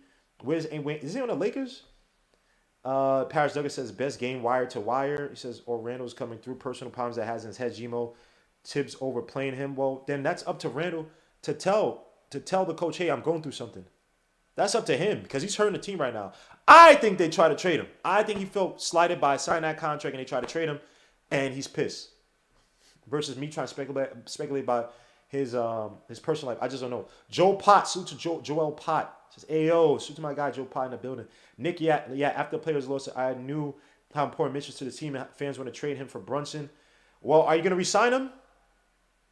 If you're not going to re-sign him, then you should try to get some assets for him. Now, let me get to the big board. I worked so hard on this damn big board, bro. I worked so hard on this damn big board, man. Give me some respect to this big board. Now, obviously, names can move around and all that stuff, right? But look at this. My top 30. Now, of course, like an idiot, put top 50 for my first slide because I was gonna do 50. I was like, you know what? That's way too much for right now. Let me work on it a little bit more slowly. And hold on, let me change that. Let me change that. I'm wilding out with these typos, man. This is unacceptable, man. I need an editor, yo. So I'm gonna still do top 50 though, but let me change that. That's easy. Yes, commit. Let me change. Hold up. Give me 2 seconds. So I'm trying to be a semi-perfectionist over here, or a late perfectionist, which doesn't even make sense. That should be making mistakes. You can't be a perfectionist. But anyway, let me get to the. Let me save this in a slideshow. A draft slideshow, and that should be good. Let me see. Voila. What the hell, man? Change the damn freaking slide already. It should be 30. All right, boom, good. So let me know if you guys can't see this. I apologize for the font. It's not some crazy space. Let me see what you guys are saying already. Josh Chris was poor man's Grimes. Yo, this dude Paris not gonna be trolling, son. This dude is hilarious, man. He says I'm crazy. I'm crazy. I like. All right, let's talk about it, man. So again, top 5 so far for the first 5 guys. We're gonna go through 30. I got Jabari. I got Jaden, my son. Paolo Banchero, Chet Holmgren, Benedict Mathurin. It's tough because that fit is gonna be. It's gonna be really tough to decipher, or decide who's gonna be that fifth guy. I think you have to wait to the tournament for guys to drop. Look, Jabari Smith to me, I like Jabari Smith. I think he's a little bit overrated as to how people see him. Some people make the comparison to Evan Mobley. He's not that. I think that the strength with Jabari Smith is that he is a three-point shooter through and through. Whatever team gets him, I expect him to come in eating from outside, bro. Now, granted, he does have games where he starts out well. He kind of fades away. Last game he went 6-14 against who did Oregon play? Not Ohio State. Who the hell they play? I'm forgetting right now. But they won that game. The thing with him too, his mid-range shot, he plays his zone really well. I like his zone instincts. I forget which game. Oh, Syracuse was a game. You guys want to go see a game where he exhibited really good zone instincts? Go watch that Syracuse game. He played extremely well in that game. But he has some things to be desired. Like when you look at his size and his strength and what you expect, I don't call him weak, but he's not as strong as his size would suggest. I've seen guys take it to the basket. His help defense leaves a lot to be desired. His post-up game is not strong. His finishing leaves a lot to be desired at times. I think he's not an adept finisher. He kind of is more about power, and he's working on his angles, but he's just not there yet. So again, this is a weaker drive, but he would be that clay that you could look at and say, you know what, I could take this guy and mold him. Jaden Ivey, my son, hit a game winner against Ohio State. I love this kid's game, explosive. I still like him as John Morant in many regards. Coming out of college from Murray State, obviously not. John now is going on another level, Super Saiyan. But Jaden Ivey, I love his game. I think some of the things though, he does force some shots. He loves going to his right. He's a little bit, I won't say he's slow. He's a little bit more calculated on his left, just because I don't think he's as explosive. He does take to his left sometimes. There's not as much you want him, and you don't know if he's a true point guard. Now, I thought that Morant coming out of Murray State was a point guard through and through. I think that some people they thought that his explosiveness, his attack kind of made it seem like he wasn't that he's more of attacker, but he had court awareness in college at Murray State. He has a court awareness now. It's just done with a lot of flair. It's a guy on YouTube made a great video about that too, about misconceptions about John Morant's court awareness. But Jaden Ivey, they use him off a lot of curls and screens and stuff at Purdue, which again, that's how they work. So you see him a lot on a wing many times. He's not a guy with the ball in his hands heavy. So is he truly a point guard like that? I think you could mold him. Again, a lot of these guys aren't really true point guards at all anyway. Again, defensively too, he kind of gets stuck on screens. He's an active defender on the ball, but again, laterally he can be beat. He kind of hops around versus shift his hips. I know people get thinking about hips. So let's move on to Paolo Banchero. Paolo Banchero is probably the most polished guy, but to me, look, he has an arsenal in terms of his shooting repertoire. 3 points still leaves a lot to be desired. You want a little bit more. You could ask for a little bit more rebounding from the kid. He's not over explosive. I do like his first step though. He's inconsistent shooting. He could do better finish in traffic, and the biggest thing with him too. I'm sorry, he actually is a good rebounder. I take it back. He's a good rebounder. I apologize. He's a good rebounder. He actually has good dribbling skills. I like his first step on his right. He has a little move where he goes left to right too. He has that little burst. He's best like if he gets to like if he could play on like a team like the Pistons. That'll be interesting to see how he and K work together. Because they're both skilled players. They're not the fastest of players, but I would like that 1-2 combination between him and Banchero. But again, with him, he's not the most explosive. He's inconsistent shooting. And he has dehydration issues, these weird cramping issues. I don't know how you saw that in NBA. I don't know if you go on the special NBA list where he could take certain drugs. Allegedly, I'm joking. Well, you know what I mean? Where he doesn't he doesn't get in trouble for him. And I'm only joking. Please, guys, don't kill me. I'm only joking about that. So we'll see. Wait, what the hell just happened? I just thought I went off. Coach Colabot says Jaden Ivey's a poor man's Grimes. This guy's stupid. Chet Holmgren is a guy I don't want on the Knicks, man. Even though he could be solid. He's a good three-point shooter. He's basically a tougher KP to me. I'm not killing the kid. I think he'd be solid. Strong rebounder. Good outside, nice mid-range shot off the dribble especially. Good help defender. He dominates these small guards who stupidly want to take it up against him. Pause. But very weak competition. Very weak competition he's playing against, man. When he went up against Paolo Banchero kind of took it to the rim a few times against him. It wasn't too pretty, especially early in that game. Very slight frame. I'm not sure if he got on muscle. He has one of those just gangly kind of body types. Very scrawny. Yeah, I mean, not much you can add into that body. I think his finishing in the NBA is going to suffer a little bit. I don't know how. I don't think he's going to be as dominant in NBA as he is in college. Let me see. Ethan says Mathurin over Brown. I do not approve. All right. Let's move on to Benedict Mathurin. Now, Benedict Mathurin, I think he's probably the most polished two guard in this league. He's not a playmaker. He's not the most explosive. Sloppy ball handling at times. He's not a good one-on-one defender. I watched a few games with him, and his defense leaves a lot to be desired, right? But in terms of shooting, in terms of sneaky hops, in terms of slash to the basket, he is a plug-and-play guy, I think, from day one. He has a little floater game that's definitely shown improvement since last season, and he has decent fakes on the dribble. Now, I know Ethan's going to kill me for this, but I like Benedict Mathurin a little bit more than Kendall Brown. I'm sorry. Josh Chris was real poor man's Grimes. Oh, my gosh. You mean the guy who's averaging more than Grimes? Averaging more than Grimes? Finishing better from the field than Grimes? Right. Thank you, Parrish. These guys be hating. Let me see. Coach says Stephen Cohen with no cap. Randall. Oh, for Banchero. He's more polished than Randall. I think he's a lot more polished than Randall. But in terms of using his physicality north to south, I can see. I think he does have more. I think he does have more shimmy to his dribble. He has a quick first step on his right. I think he'd be a lot more effective on offense with the ball in his hands than Randall was. We're gonna get to Keegan Murray, and I'm going through this quickly because I'm not gonna give explanations for each of these guys, man. This is too damn long, man. I'm gonna do the next 20, and again, the bottom whatever gets a little fuzzy. So don't kill me if why don't you have this guy? Why don't you have Caleb Houston down there? Like, chill out. All right. I'm only joking, Ethan. I want to put Caleb Houston there, bro. You just can't, son. Like, it's just, yeah, no. Of course, this goes blank. But next up, Johnny Davis. I know Ethan's he wants to spit on me. Johnny Davis, man. Solid score from Wisconsin. It's just he's not crazy explosive or the dribble. He's one of those guys that he just gives you points in bunches, man. And I know people would say the Purdue game, look, he only went 2 for 7 against Jaden Ivey, with one foul being committed by Jaden Ivey. So he didn't kill no Jaden Ivey in that Purdue game where he went for 37.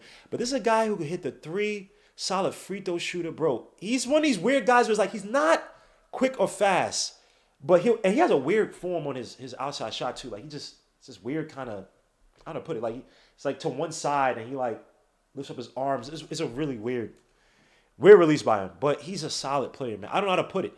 He is athletic, but he's not overly explosive, right? He does post up smaller guards at times. He has really good zone awareness, passing and shooting out of it. He can handle the rock well in transition. He's just one of these. I don't want to put. He's like when I don't. He's not. How can I put it? And of course, I mess up the numbers again. Look at my dumb. Oh no, I didn't. Oh no, the numbers are good. All right, cool. I thought I had another typo. Anyway, I would never put there's certain guards that's like, yo, he kills for college, but you're not sure if he could take it to the next level. Like a Mateen Cleaves, right? He was just never a good. He was just a Michigan State college type of Tom Izzo guard through and through. But you can just tell him next up he's not. Ethan says abolish Gmo's draft rights. I don't know what to think about Johnny Davis, bro. Because I can see him being on some team where, bro, he's a tough scorer, bro. Bounces off defenders. Like, he's just one of these weird guys. He could just come in and he might be giving you. He might have. He's not a defender like Bane. He's not a defender like Bane, but offensively, I could see him on a contender, eating off the bench. And people be like, yo, why didn't they draft Johnny Davis? But in this draft, because it's weaker, he could go higher to a non-contender. So that might be the case. I don't see him falling. But if you say last year's draft, I could see one of those roles for him. AJ Griffin, who everybody loves, looking like a mini Giannis out there. AJ Griffin, killing recently for Duke. Didn't he have, what do you have against, what do you have the last game? Like 5 threes, was it? The last game against Louisville? What the hell do you have against Louisville? He's been killing the past few games for Louisville. My bad, he had 5 threes. Holy crap, what the hell's wrong with me? No, Louisville, he had 3 threes, sorry. And then, whoa, what am I reading? Sorry, Louisville, he had 5 threes. I apologize. He was 5 for 5 from 3, 22 points, and then Notre Dame, he had 13 points. 1 for 1 from 3. This is a guy who's been showing out recently. He's been, I don't know about AJ Griffin. I just don't like, his shot is weird. It just annoys me. That's not why I don't like him or I'm not crazy on him. He's solid, 6'6". He is a physical player north to south. He has some size and he's built like a football player. He did have the knee sprain. He's shooting like 50% from three, which is amazing. 52% from the field. I'm not sure about your boy, man, AJ Griffin. He's a solid player, man, but his body type too. Again, he's not Zion. He's not fat. It's just his build is weird. Like, I can see the same type of hip problems and all that stuff just because his body is heavy. May struggle in... I'm reading the wrong one. He's an okay rebound. You want a little bit more from him. He's not a great ball handler like that in terms of being a playmaker. And brother, I know you've seen some attempts and stuff where he's like trying to make these putbacks and whatnot. He's not explosive as you think he would be, given that size, right? So you can't really call him the Zion thing. But as a bully ball kind of scorer, good around the rim, like in terms of his defense as well as, you know, I don't know. I'm just not crazy about him, bro. I'm not crazy about him, but he could be solid. He could be solid. I'll give him that. TyTy Washington, the guy that everybody thinks the Knicks are gonna get. TyTy Washington. I wish Justin L was here or J Money was here, man. TyTy, man. What does everybody think about TyTy Washington, bro? Like, I want to dislike TyTy Washington because it's like his game just looks weird to me. But he's not a bad player. He plays a pick and roll really well. He's more of an off guard. He can hit the 3 really well. He's a decent rebounder for his size. Hits a mid-range decently, even though sometimes he takes some bad shots. You know, can he be a lead guard? I don't know. Struggles sometimes. Like, again, the offense really goes through, the point guard work truly goes through Severe Wheeler. I wish Justin L was here because he's a UK guy. Please, Justin L, I can't talk. Give us some color in the chat about TyTy Washington. Because I don't know what it is about him. I can't hate him. I can't hate the kid. You know what I mean? And will we go through the Halliburton issue where we don't take him because we don't see him as his so-called point guard or whatever? And I had that issue too with Halliburton. I said TyTy too much like Quigley. He's a better... Quigley's playing good defense now. But the link... Yo, guys, you guys got to save the damn link. Lord Jesus. Save the damn link. Bookmark it. Nah, he's nice, bro. Find out what Isaiah Thomas thinks about AJ Griffin. AJ Griffin. Does he like him? I don't know.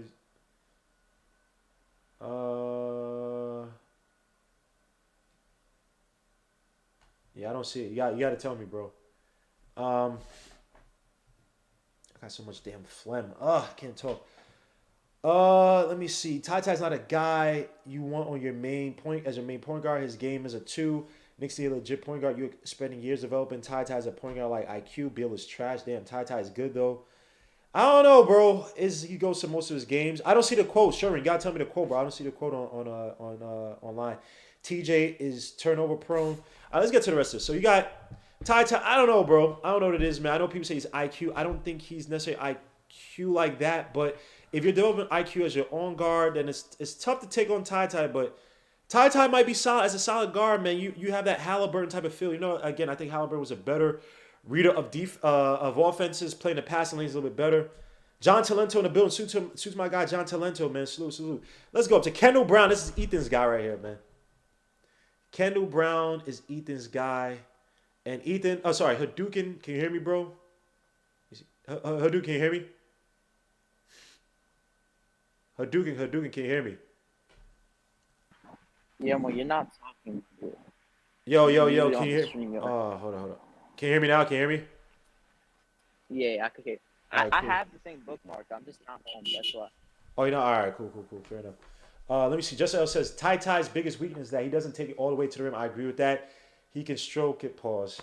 Can play outside in his mid-range game is smooth. I look at a Chauncey Billups type as a lead. Woo. Let me see. Grimes has all of Walt Clyde Frazier's mannerism. This is Paris Duggar, ladies and gentlemen. Kendall Brown. All right, Kendall Brown is a tough one, man. This dude's athletic as hell, bro. He's transition at the rim. He's excellent, but his shot is not there. He's working on it. It has that ugly push shot, but he's just not a good shooter. Ethan says Davis is more smoother than RJ. I think coach is trolling. He doesn't mean to say he's trolling on Johnny Davis's RJ Barrett. Johnny Davis is a way better scorer than RJ Barrett coming in, bro. Stop. I just want to issue RJ Barrett, man. Stop. Bro. And please let me know if y'all guys cannot hear Ethan, but Hadouken, my bad. Let me let Isaiah Okay. in the building. Suit to Isaiah. What number are you on? I'm on 9. I'm gonna go through this a little bit more quickly. So Kendall Brown's a tough. What the? Well, I don't have them on the screen right now. I'm showing my chart, my board right now. So Kendall Brown, again, explosive athlete, strong motor, can run the floor in transition. We got Ethan in the building now. We got everybody in the building now.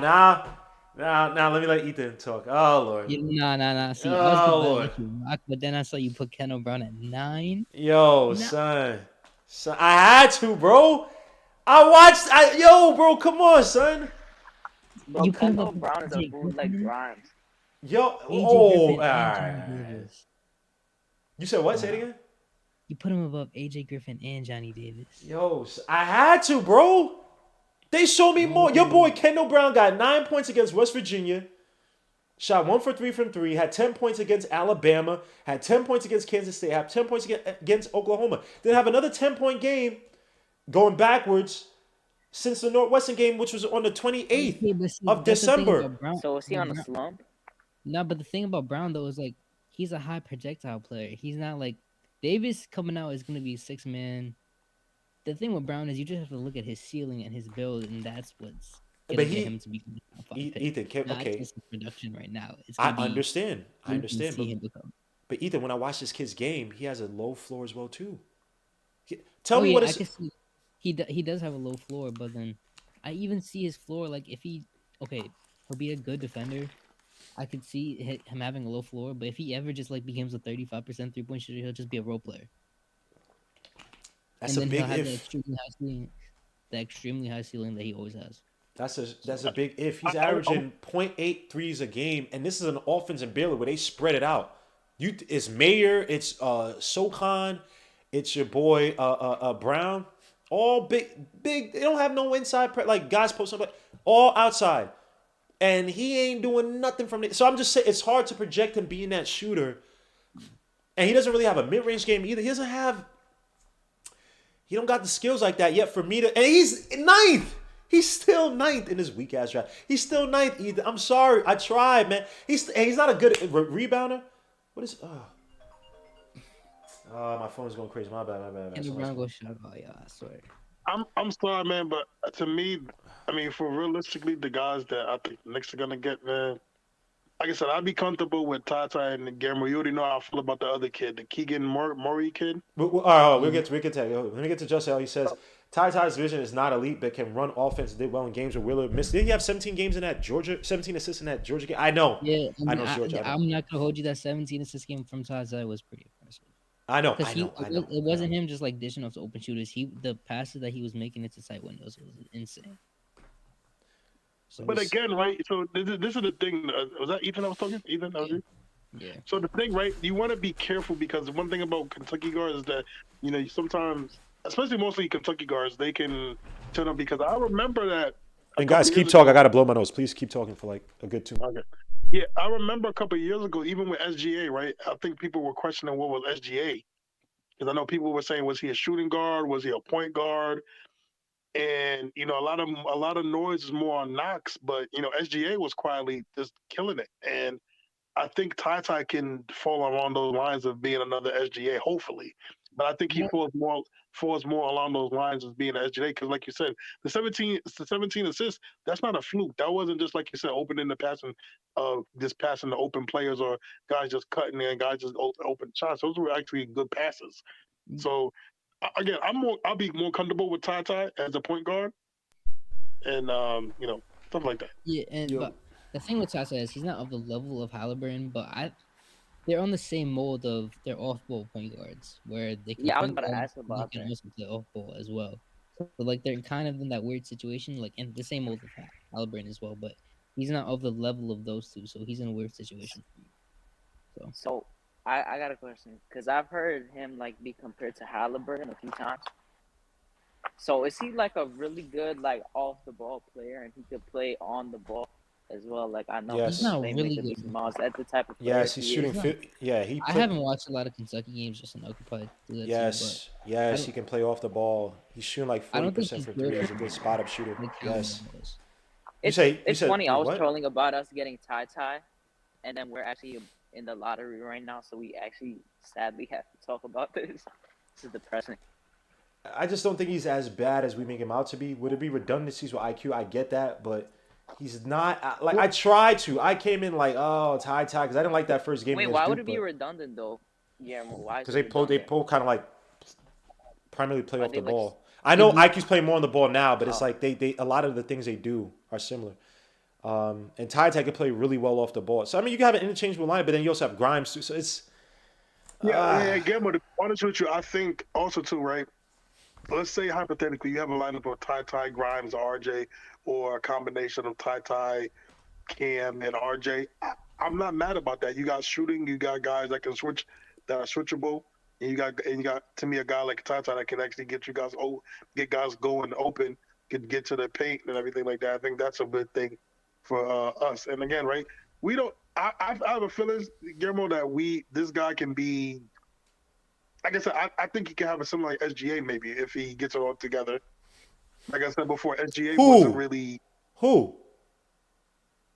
All right, let me move on. This guy's showing. He's not serious. Let me move on. Let me get to Keegan Murray of Iowa. This guy's not serious. Who can shoot? SGA. Oh my gosh. Anyway, Keegan Murray of. Yeah, but you wasn't. Hold on, Gable. But you wasn't checking for SGA back when. I wasn't, but he ain't no SGA though. Not even at UK, he's not SGA. But that's what I'm saying though. But like back then, when he was in Kentucky, SGA wasn't. People weren't really checking for SGA like that. You know what I'm saying? Like how we see him now. But I'm saying that maybe TyTy can be that kind of surprise for us, or be. You know what I'm saying? He can be like that for us. Okay, let me move on to Keegan Murray. I'm not saying he's gonna be SGA, but I'm saying he could pop off like how SGA popped off. Okay, all right. Keegan Murray from Iowa. So I know people don't like him. He is an old school type of big man. Forward, power forward, small forward. You mean Obi Toppin with a 3-point shot? No. He has a he's anti. I've seen that comparison so many times. It's made me want to laugh. He is. Like people said about Keegan Murray, he's Obi Toppin with a 3-point shot. Yes. He's almost anti. He's almost anti Obi. He has a post-up game. He has a legit triple threat game. Yeah, he can actually score, but it's like you have to dump the ball down to him. He has to be a focal point in your offense for him to be effective. He has like that. This sounds crazy. He does not play like him. He's not as good as him. But when you watch him, it's like he slows down the game like how Melo did. Whereas, all right, you dump it off to him and you're sitting there. He triple threats and you're just waiting for the action to envelop before you. They said so inconsistent shooting. I think is one is he has a weird. Shooting form. It works for him. It's fine, whatever. Not a great playmaker, but he's just one of these weird. He's a weird forward. Like If you draft him that high, because like he kind of reminds me in a way of like your boy, my boy, and Ethan's boy, Kessler Edwards. Whereas like he has a post-up game, he has a weird shot, he can hit the three a little bit, even though that Kessler was better from three. But you don't know how it translates to the NBA. But you're drafting Keegan Murray a lot higher than you would a Kessler Edwards, right? And you have to put the ball in his hand, and he's older too. So I'm not sure how Keegan Murray. I'm not sure how he fits. I just know some team he's gonna be productive, probably early on He's if gonna they be use a him. productive player, but it's like he's not a high. I don't see him being a high, like a high production player in the NBA when it comes to ceiling wise. Like I don't think he'll be like a 1 or 2 or 3 option. I think he's gonna just be a role player. If he could get his 3-point shooting down packed. Yeah, I could see him being a winning role player. I don't see him being an all-star level player, but that's just me. Yo, this guy. Yo, I'm sorry, man. This guy is hilarious, man. Oh, let me get something real quick, man. Let me get something real quick for this guy that be trolling in the chat, man. This guy's hilarious. Let me see. Give me 2 seconds, guys.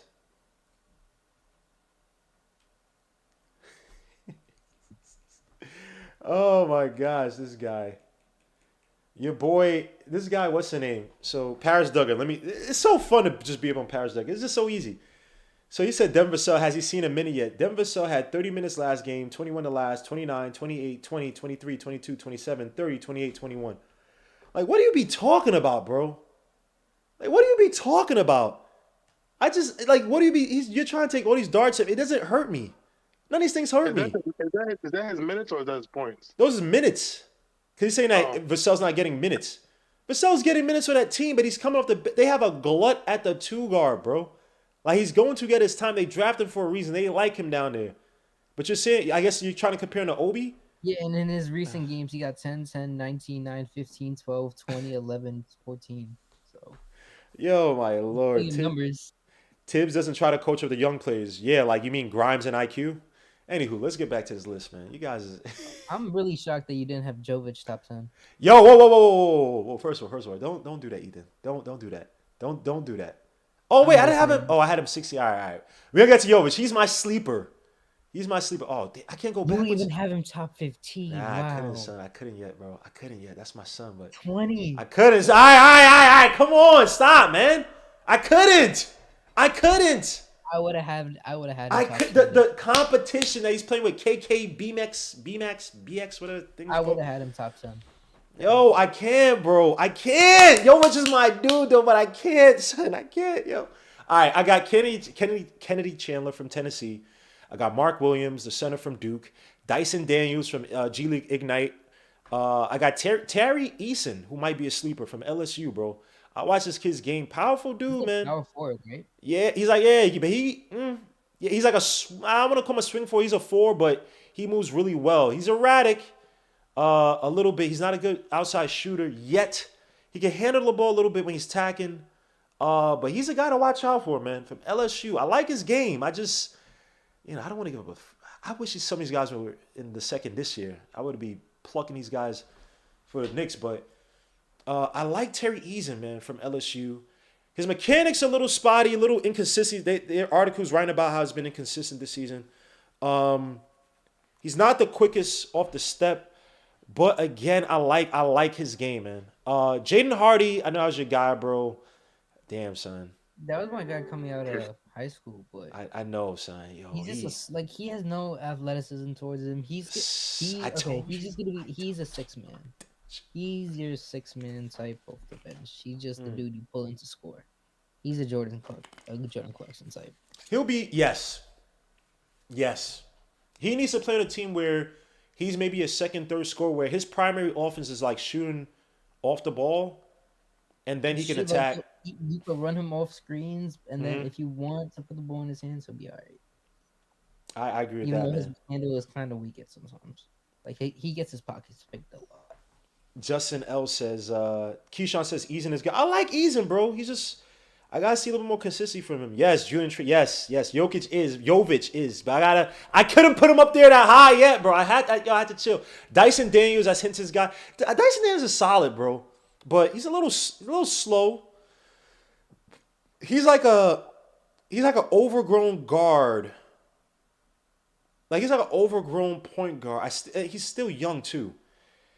I like his floater He game. doesn't even look like a point guard. He looks like he's like 6'6". Yeah, he has like a pause. He has like a weird like a weird.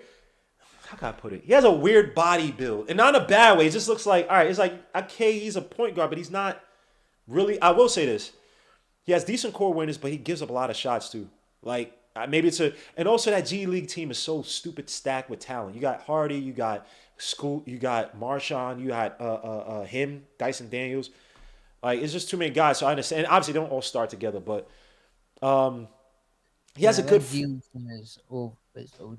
Stupid, and they're gonna be there in for the Rising All Star Stars game. game. Yep. That's gonna be fun to watch. I can't wait to see Scoot drop 25. Ooh, Scoot's gonna be trying to show out, bro. Imagine like Scoot wants to kill. The 17-year-old pulling up to these playing with these 20-year-olds, like busting all of them. That's gonna be crazy. I think he wants to.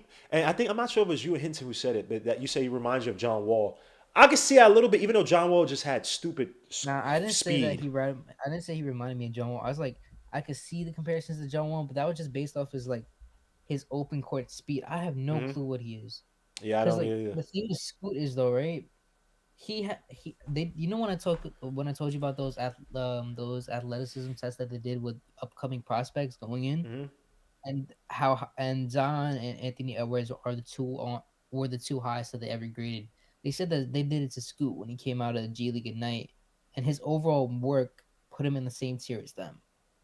So I don't know what he is because he barely uses his athleticism only in the open court, and in his half-court game, he's like he has this jump shot which is like it goes or it doesn't.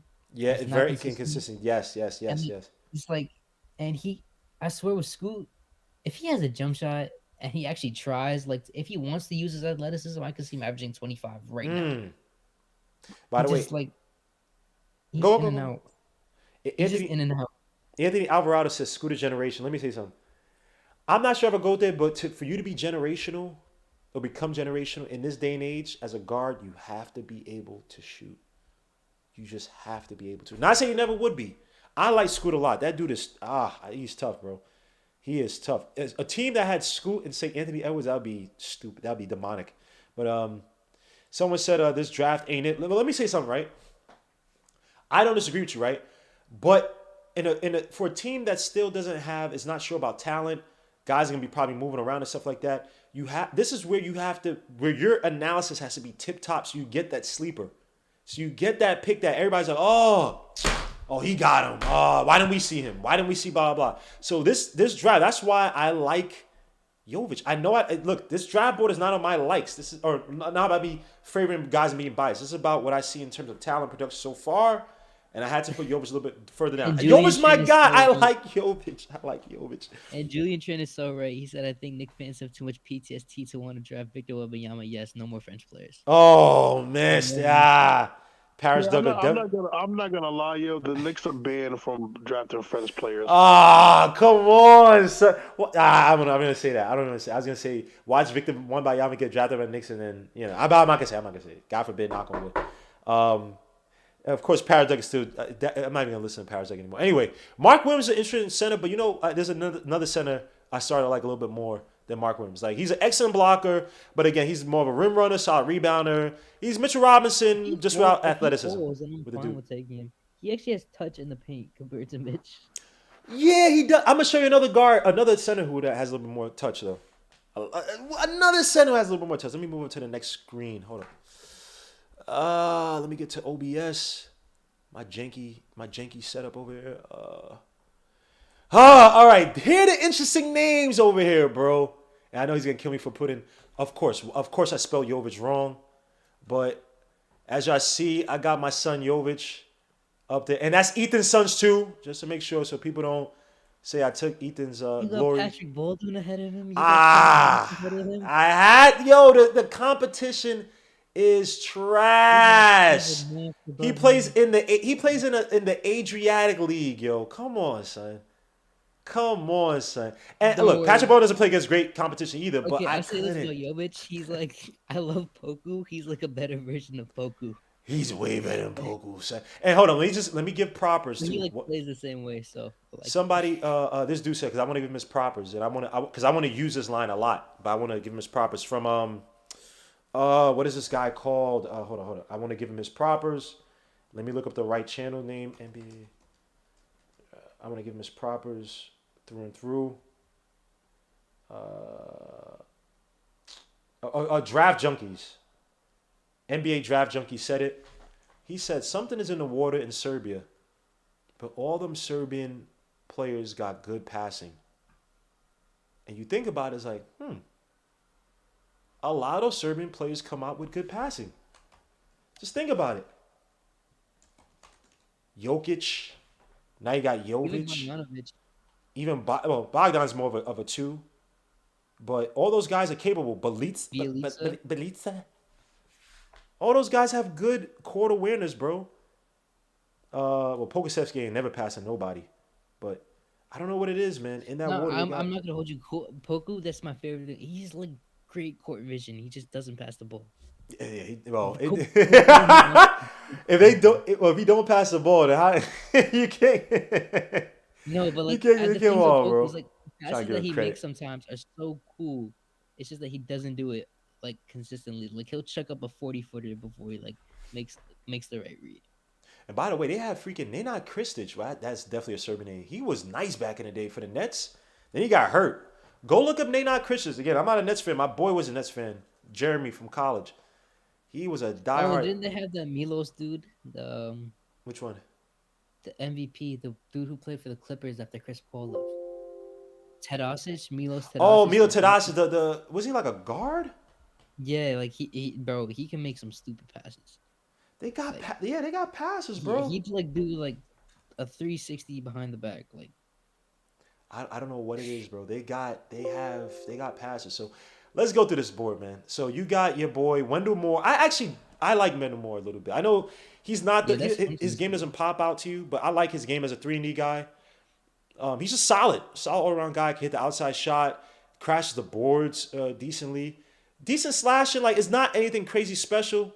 Can move well off the ball, can score screens. He's a good defender, good rebound. Like I like his game. He's just nothing pops out to you. But he's one of those guys that you look up and it's like he's averaging 14, 15 points for contender. And he's like, oh, huh?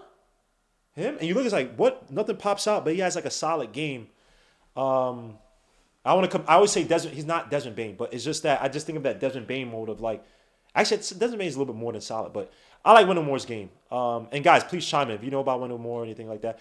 Marjon Beauchamp is all right. I mean, I don't know. He's kind of falling off a little bit for me. I remember texting about Beauchamp. He's like, he's a small big man, and I like it. But it's not to like his. It's not like to his deficit. Like he plays with a good pace and like he plays physical. So. And please, go ahead. So. Sorry he's about like that. A good shooter and good rebounds, and he's physical on the board. So like, he's a weird player, but I think he's gonna be good when he gets to the league. Yeah, I like what surprised me. He actually has a mid-range shot, better than his 3-point shot, which is weird. I thought he'd be a better 3-point shot, 3-point shooter. His defense is weird. He could get beat laterally. Like I was watching the it was like is it San Jose or some team out in Cali. G League team out in Cali, and it's like he'll get beat laterally, but like at the rim, he's like a good defender at the rim. Like if he meets you at the rim, he uses length really well, which is weird. And he actually has, I'll say, he's a big man. He's a 6'4" big man. Yeah. It's weird, bro. Somebody says Scoot is Gary Payton. Come on, dogs. I don't know about that, dogs. Don't do that. I'm gonna find a comparison for Scoot. Don't do that, bro. Come on, let's put some respect on Gary Payton, man. But I like Scoot a lot. I like Scoot. Even this mock draft doesn't have a comparison for Scoot. It has Wembanyama as Porzingis ×3 and has no comfort for Scoot.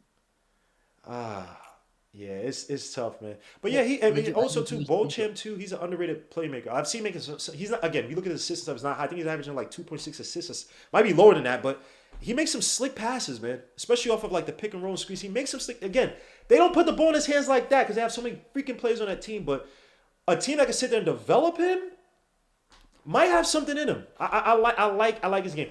Oh, Ochai Agbaji. This guy is interesting as hell, bro.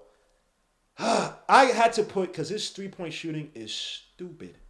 He's shooting 46.5% from three. I had to put sniper game.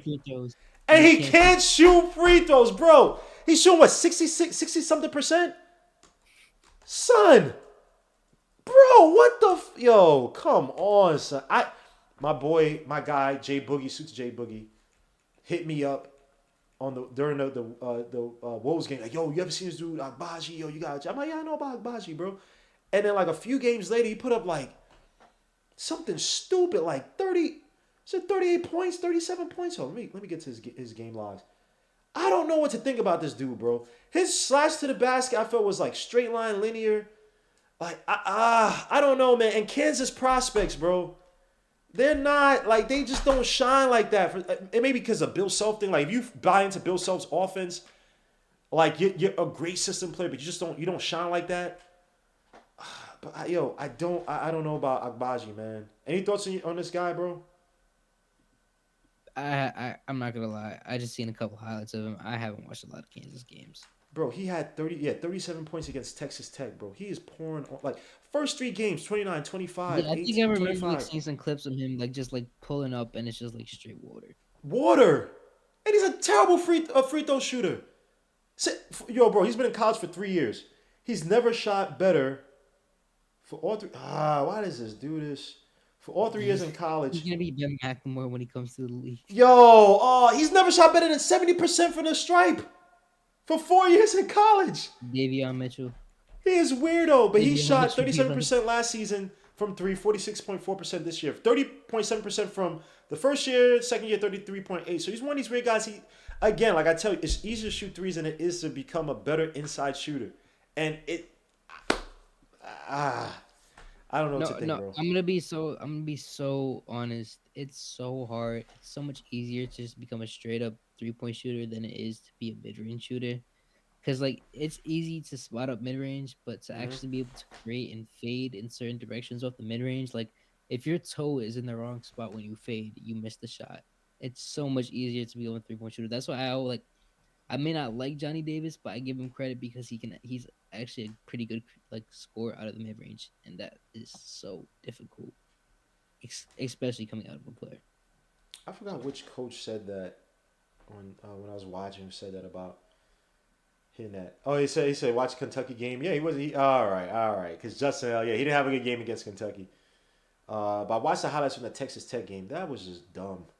That game did not make sense, bro. Can I ask a question? Waters. Yeah, go ahead. What spot is Shaden Sharp going in? No, this is without Shaden Sharp being. Yeah, exactly. But if he was in, what spot is he going? He has to go top 5 easily. Yeah, I say top 3. I might have him over Pablo. I say fourth. I say Jabari. I say Jabari, Paulo, Ivy than him. He has a better game than Jabari now, bro. Like Shaden Sharp is a freaking tease, bro. Yeah, he has to be one of the most polished scorers I've seen coming out. Yes. Yes. Shaden Sharp is a piece of ish, man. Why do you just stay in college? I don't need to talk. I don't need to think about this season, bro. Like just stay in college. Go to 2023. Be the 3rd pick. No, but he might go higher this year though. He might go higher this year, bro. He can make a case for number 1 if he like plays a couple games. But bro, he might go higher in this draft. You talk about exactly. He can make a case for number 1 if he goes this year. He's not. Oh, this year. I'm sorry, my bad. I heard you. I'm sorry. I thought you said wait till next year. Number 1 next year. You're right. He's not going number 1 next year. He can make a case to go number 1 this year though. Osakua, you're gonna hate where I put Jalen Duren, and I just put Jalen Duren today. Osakua salute, bro. He's gonna hate where I put Jalen Duren. But yeah, I got Patrick Bowen Jr. Look, Patrick Bowen Jr. is one of the most annoying players. He has the measurables, but he's just a shooter. He's just a shooter. He has no inside game like that. Attacking the basket, he's weak. His defense is trash. I look at him. You get mad at him, bro. Look, if he does well in the NBA, I hope he does.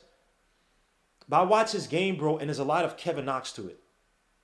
Now, he's more aggressive than Kevin Knox. You don't like he would have the ball in his hands, and there'd be games where he just went white hot. But the past several games, he's been terrible, terrible. He started really hot. He's Patrick Williams just gets me pissed, bro. But let's get to Nikola Jovic, man. That's my son right there, man. Let's talk about Duke could hit threes. He has that little kickoff fadeaway shot off the post ups. Like, yo, son, bro. The passing. I've seen clips of him playing every single position on the court, like 1 through 5. I've seen him be a rim protector. I've seen him be lead distributor. I've seen him run him off of screens. And shooting. Off a screen. Oh. Yo, like. I just want to hype up this guy. It's just they really do everything through him, bro. It's fun to watch Jovic. Now let me say the bad before people kill me. Little slow defense, like defensively, he's not great. At the rim, he's okay, but in the NBA, he might struggle against more explosive players. He has a nice temperament. I'll say it. Like he will scream in your face. He has that like fight me in him. Yo, bro, his attitude, bro. Oh my gosh. But again, it's lower level competition. He's not the quickest. Doesn't have a leap first step, so you have to play him off the ball. But as one of these forwards that you could just. If he goes, he's gonna go to like a team like OKC. They're gonna trade Pokusevski and then bring Jovich on. It's gonna be Jovich. They're gonna have a big ass lineup. Jovich and Giddey, and it's gonna be stupid, man. Oh my gosh, man. Let me see. Let me go back to the chat, man. If the Knicks just want a developmental player, bro, go get him and just let him rock. If Jovich might be that guy, bro. If you're talking about this draft, I'm gonna talk about some of my sleeping stuff like that a little bit later. But if you're talking about this draft, Jovich, I want to see Jovich. You also have to get rid of Randle, but I would love to see Actually, you know what though? He's actually the perfect San Antonio player because he fits their mold. 1 through 5 can do everything. Dribble, pass, shoot. I can play him on defense. He's one of those dudes. He fits the Chet monogram. He can do anything. Now New Yorker did he is a little bit slow. He's not the slowest. He's not like dragging his feet, but he's a little bit on the slower side. So how do you develop a guy like Jovich on your team? Do you do the Giddey thing where you put the ball in his hands and have action play off of him? Like a lot of off-ball action where you can exploit the passing and all that stuff and you don't have to rely on his speed and quickness to be productive. I think playing off the ball obviously would be his best bet shooting-wise. But how would you use a guy like Jovich, man? Dog, I would tank the whole year and just let him have the ball and do whatever he wants. Like... I would trade for Sabonis and let Sabonis set 1 million down screens and let him shoot. Oh my god, if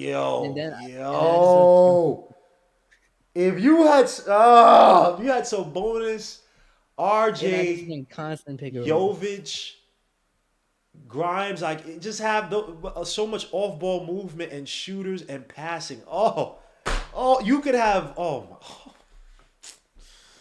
Oh, I hate the Knicks, man. Why do they do this to me? He said, we need high energy because we like to bring vets that are slow. It's not, but he's skillful, though. It's not about just being slow. It's also about being skillful. We don't have a highly skilled team that works together. You talking about Jovich with his passing. Like, Jovich would be, not say he'd be a giddy where he's like, I'm just passing and doing nothing else. But he'd be happy to pass. Like, he's not this, like, people say he takes some bad contested shots. I agree with that. But I don't see him as this guy. Like, if you brought him to a team where he's a focal part of the offense, where he wouldn't mind doing a big share. I was gonna say carry can't even say that. Carry a big share of the passing duties. Man, Justin L says Ethan is talking about how to build a '90s overall play in 2K off of one season. Yes.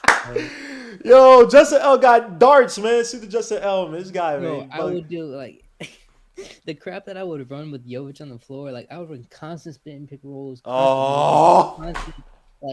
Constant pistol actions with that dude, and it's like, cause he fits everything. He's slow, but he fits everything. Cause there's always something that he can do out of every motion set. There's literally something that he can do out of every motion set. Bro, so it's like, what is there not to like? If you're a developmental team and you just need to trying to build up your motion and your offense, get this dude and plug him into anything. But again, we have to be careful. If you're San Antonio, just play him. Just plug and play him and let him do whatever the hell he wants. Again, we have to be careful because he could be a bust because of, look, he's playing in poor competition, the Euro thing. So that possibly is there. But I'm just talking about his ceiling. The only thing I could worry about with Jovich is that he might not translate to the speed of the game. Right. But let's move on, man. I want to keep you guys here too much longer. So we got Jeremy Sochan from Baylor, Christian Koloko. That's the center I want for the Knicks. If we move on from Mitch, we have to go to somebody else. Harrison Ingram from Stanford. He's kind of chubby. Pause. J.D. Davison, your guy from Alabama, and Bryce McGowens, who's an interesting pick, who's suffering right now. But Christian Koloko, bro, one of the best defensive centers in all of college. He probably is the best one. This guy is uber dominant defensively. Could run the floor, could set screens. He actually has a post-up move, which is beautiful. He has an actual fake and then spin move. Like, it's like, oh crap, he actually has a repertoire. Again, he's not a good shooter. Outside shot is not there. Yeah, even though I think I did see him take 1 3. Still raw face-up game. And you want it to get his rebounding up a little bit, but he has a perfect frame for the center size. That's a guy that if you're looking for just a straight Mitchell Robinson replace. I'm not talking about getting a more offensively sound center. But if you're talking about a guy come in, plug and play, he's already 21 years old. So he's on the older side. That would be a replacement for Mitchell Robinson. Let me say Christian Kolok Maine is a Tibbs guy right there. Is he Serge Ibaka? No. Serge Ibaka had more of a mid-range game and a little bit more skill, but he's not. New Yorker says, I like how he runs the floor. Serge Ibaka had a face-up game. Right. Serge Ibaka would really. Oh, let me say he broke them all. I can't say that, but yo, bro, Christian Koloko. There's an article I read about his defense. Hold on. There's one that was crazy about his defense. Is this it? Basketball News? Nah, that's not it. But oh man, I'm telling you, bro, go watch this game. I'm gonna find it. I'm gonna tweet it out, but I can't find this damn article, bro. I was like, oh my gosh, it was like when he's on the court, his on and off stats are like something dumb. Like people were averaging like nothing against him in the paint. That's the guy I'm taking for Mitchell Robinson. I'm not gonna overpay Mitchell Robinson. I might give him 18 or whatever. If I have to get a guy in the draft, if this guy is if he falls to the second, I'm looking at Christian Koloko from Arizona. Jeremy Sochan is a weird guy. He's not the way Baylor use their forwards, man. I think sometimes they kind of stifle their production or stifle their development because they use all their forwards and their Kendall Brown. They use it on the outside. Yeah, I agree with you in a sense. Kendall Brown, like they don't use his physicality. Like same as Sochan. Sochan, there's no post-up game or nothing. Like they just use him on the outside. Like he has a stupid hair like freaking your boy Kelly Oubre. But Sochan, again, poor free throw shooter, can be inconsistent, like some mid-range game. Like the post-up game is kind of missing. He's not the quickest on the dribble, but he has like the measurables, right? He's he'll be a 3-and-D. He's not explosive as Oubre. Oubre is more explosive, right? But he's a decent catch and shoot guy. Can play on the outside. He's a decent fill, spacing. He moves well off the ball. Good motor. He runs the pick and roll really well, but as more so as a pick and roll guy as a roller. But I don't know about Sochan, man. That Baylor team there's a weird team, man. Harrison Ingram, I wasn't the biggest fan of, but he is productive, solid spot up shooter. There were some people, I think there's a guy that some people were trying to call him the next Draymond Green. I don't know about all that. Just because he looks like big bodied and he could play on the ball, he could make a little bit, he could shoot. But again, like the pick and rolls and stuff, he's just not. I don't know. I wasn't really impressed with his game, but I might move him down the list. J.D. Davison is your son, man. Please talk about your son, J.D. Davison, bro. So my thing about J.D. Davison is that he's extremely raw, but again, he's in a stacked point guard room in Alabama. But if he's coming out this year, and I could easily see J.D. Davison being a riser during the combine because he just has every measurable that you can ask, freak level athlete. But if you can get him late in the rounds, I draft him and I don't play him. He's a developmental to me because he has natural point guard instincts. Like he's able to create off the pick and roll. He has good vision. He has good open court vision. It's just this, like his scoring tendencies, his jump shots, like sometimes his jump shot is like it bounces in. I don't know how to explain it. His shots either rattle in or don't go in at all. Like I've never seen him just confidently go up to a shot and it's like water. But he's a developmental guard to me. For me. Yeah, he has a lot of fire in him. I just don't know. He just reminds me of like I don't know why he reminds me of Kara Lewis. I know they're both from Alabama, but those smaller guards, if you don't know like the miniature size I translates to think, NBA. yeah, I think JD's like a Even though two they times say, better athlete than Kira was though. hmm, fair enough. New Yorker says I like Duran, but Colo Colo is capable of being better. He is coming on. I like Colo Colo. I don't like Jalen Duran, bro. Now Bryce McGowan is a weird player, man. He is. People talking about he should probably stay in school for an extra year, but I like if he comes out in this draft, you can't do it. But you hope to kind of like draft and stash him in the G League and develop him. Because he has all the measurables. Like when he's on, he could shoot. He can attack the basket. He has a nice frame, like in terms of being like a 2-3 type of player. A 2-3 guard. Free throw draw rate is stupid, 43%. Everything you like about him, but again, it's just inconsistent. He's shooting like 25% from outside. He could be streaky. His dribble sometimes is high. I forgot which game I watched, and he's just like, just like this sloppy, not sloppy, but just like this high dribble. But he's gonna come out this season, bro.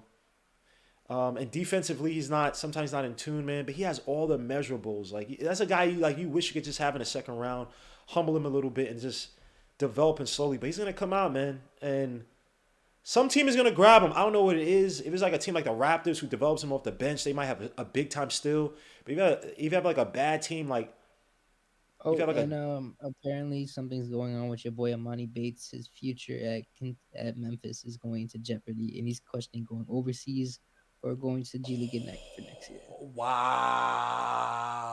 Because I saw the reports a few weeks ago about like, oh, Imani's not ready for the Jake NBA. Fisher just put out a report that Bates, projected 2023 prospect, has previous contracts from OTE and overseas opportunities. Wow, that Memphis team is wow. Well, you have Larry Brown, Rasheed Wallace, and Penny Hardaway, and you got Larry Brown there, who's a hard A. Pause, and then Rasheed Wallace. If I could just see Larry Brown just yelling at Imani for every time. Everything.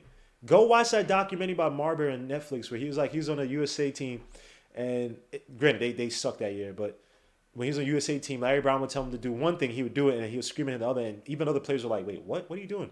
So Larry Brown is one of those like he plays head games with people, but Amani Bates, yeah, he was hot, he flashed hot early, but inconsistent, and you could see the coaches like kind of just being frustrated at times. You know what's crazy? Shaden Sharp plays like how you hope Amani Bates plays. You expect Monty to play, right?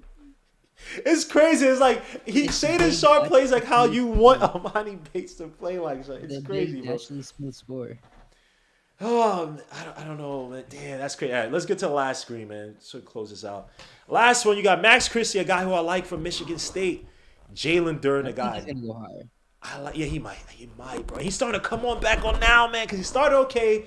And the thing I like about you see Tom Izzo, he's a good coach. I like Tom Izzo. They started to play Max Christie a little bit more off the ball, which helped him out, let him be more confident once he got the ball in his hands. His three-point shooting is shooting back up. I think he's shooting 36% now. At one point, shooting like 32. It was down. But I like his game, bro. That game I saw him play against, I think it was Butler. He was driving to the basket, attacking, gather steps and all that stuff, bro. I like it. Has a nice little left-handed drive. But again, he's not the most explosive. One thing I do like, though, he is 18. So he's a little bit on the younger side. He's not an old Valentine or your boy Mateen Cleaves prospect.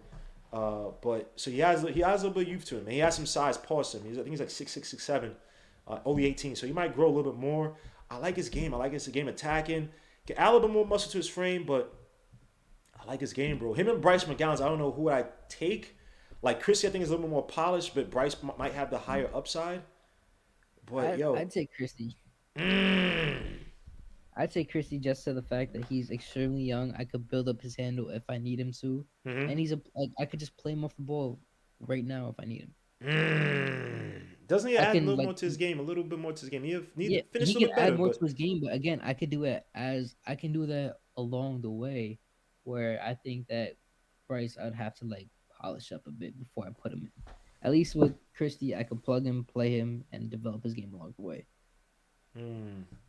Yeah, I like Christie, man. Now I said earlier, this might be the guy the Knicks take, man. Max Christie, but before we got Cam. But at this point, you just take talent because it doesn't even. It doesn't matter who you take in this draft. You take the best talent available. I said it.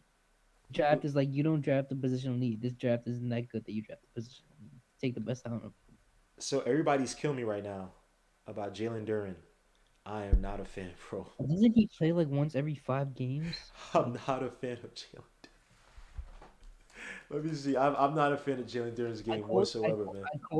I called him a no skill Wiseman who was 5 inches shorter. Yo, I don't want to kill the guy because I don't want to be an a-hole. But he has no post-up game. He has no outside shot. Yo, no, I just mean like if NBA Yo. fans really were so like embarrassed about how raw Wiseman is, like Wiseman looks like a goddamn God. finished Wiseman at product least had a from- jump shot. He had a little James- post-up movie. He had something coming in. James Wiseman doesn't even know how to seal off his defender, but then No. Go ahead. I'm sorry. but I then didn't even... he'll look like Embiid compared to Baron. Yo, and C-Max says my next son. No, I want nothing to do with Jalen. He is just an athlete. He's a body. Pause. He's a freak in nature, bro. He's a freak. He's 6'11". He looks cut like a But freaking he's tight end. 6'11". I thought he was like 6'9". No. Jalen Duren is 6'11", bro. I'll look it up right now. I've looked at it several times. Like, how's he 6? Yep, 6'11", bro. I swear he's like He's a freak, but he's not. But he's not in terms of explosion. He's not. At least this is not a Dwight Howard situation. Somebody said he has more miles to go. I mean, let me see. Just now says, rest in peace to Mason. I met him at yeah. Rest in peace to Anthony Mason. And because someone said he's Anthony Mason. Anthony Mason at least was a little. I think he's a little bit more tougher than Duren. At least Anthony Mason also handled the ball a little bit. Duren couldn't do it. Like, this is not me insulting him. I just don't. I don't really care for his game, man. Johnny Juzang, man. I had to put your boy Johnny up there. I just see Johnny really, Johnny might go in the 50s. Yo, yeah, he might drop a little bit. Again, he's shooting the three a little bit better this season. I think he's shooting either 37 or 39. Like Coach said before, most of these dudes on like top teams is gonna come down to the tournament for them. Yeah. Like the tournament between Paulo and Jabari and Chet's gonna declare who's the number one pick. They said Johnny has no left hand. Yeah, Johnny, I just see like a cool. You know what Johnny reminds me a little bit of? He's not selfish. Who was your boy who came from Providence with the afro? What is this guy's name? Was drafted by the Nets. In this Years ago. Oh, let me see. Providence Nets draft. He never amounted. No, I thought he was gonna be nice. No, not David Duke. It was. I'll look it up right now. Hold on. So I thought he was gonna be nice, son.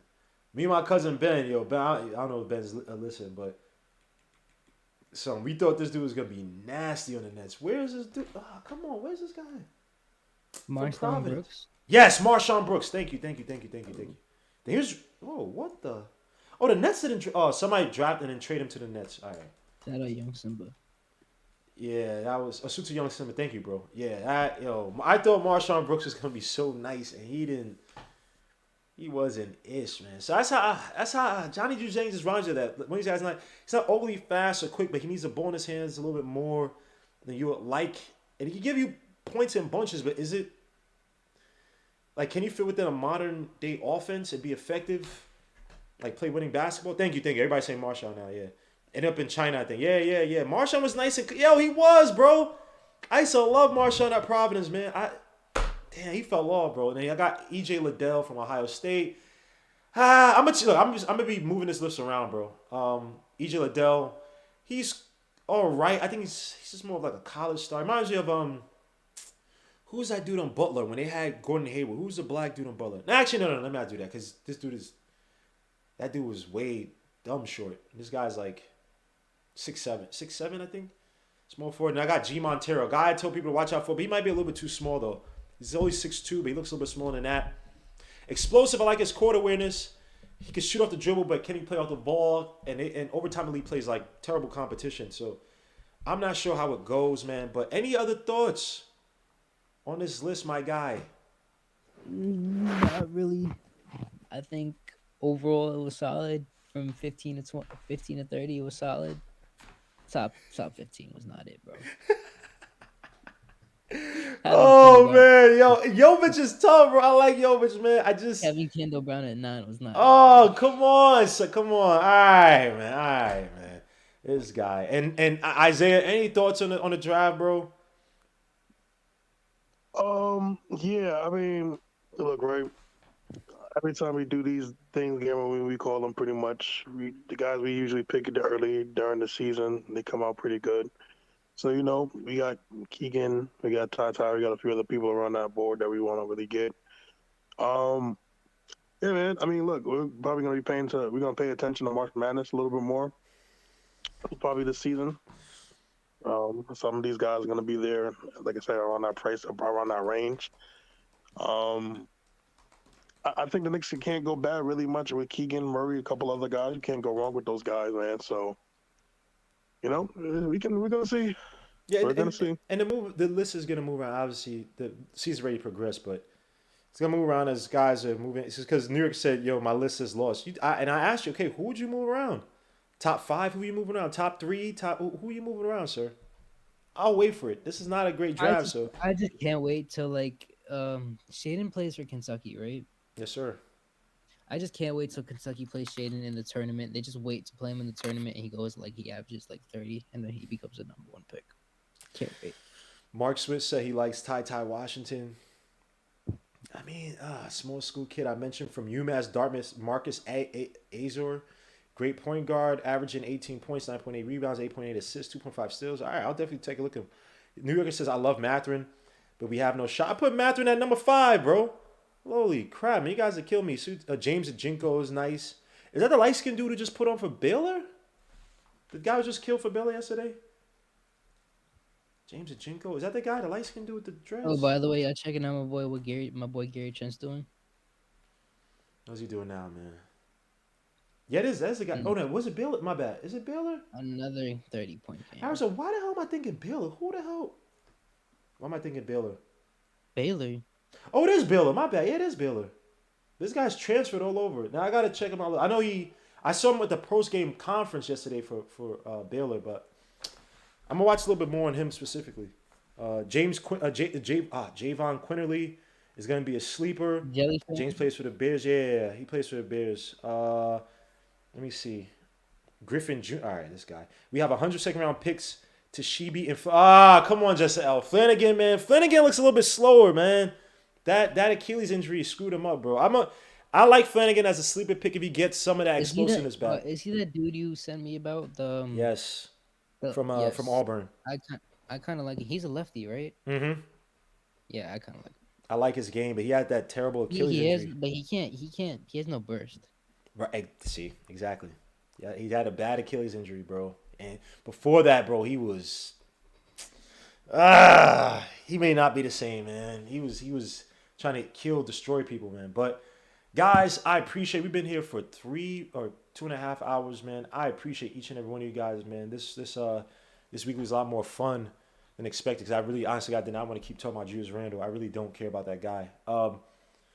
So he just bugs me out, bro. It's not about his black production. I heard me here many times say Tom Thibodeau's giving him a little bit leeway to kind of get it back mentally and develop.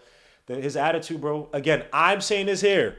I think Julius Randle, he signed a contract, felt duped because they were probably trying to trade him in the offseason. And he got wind of it. You heard it here first.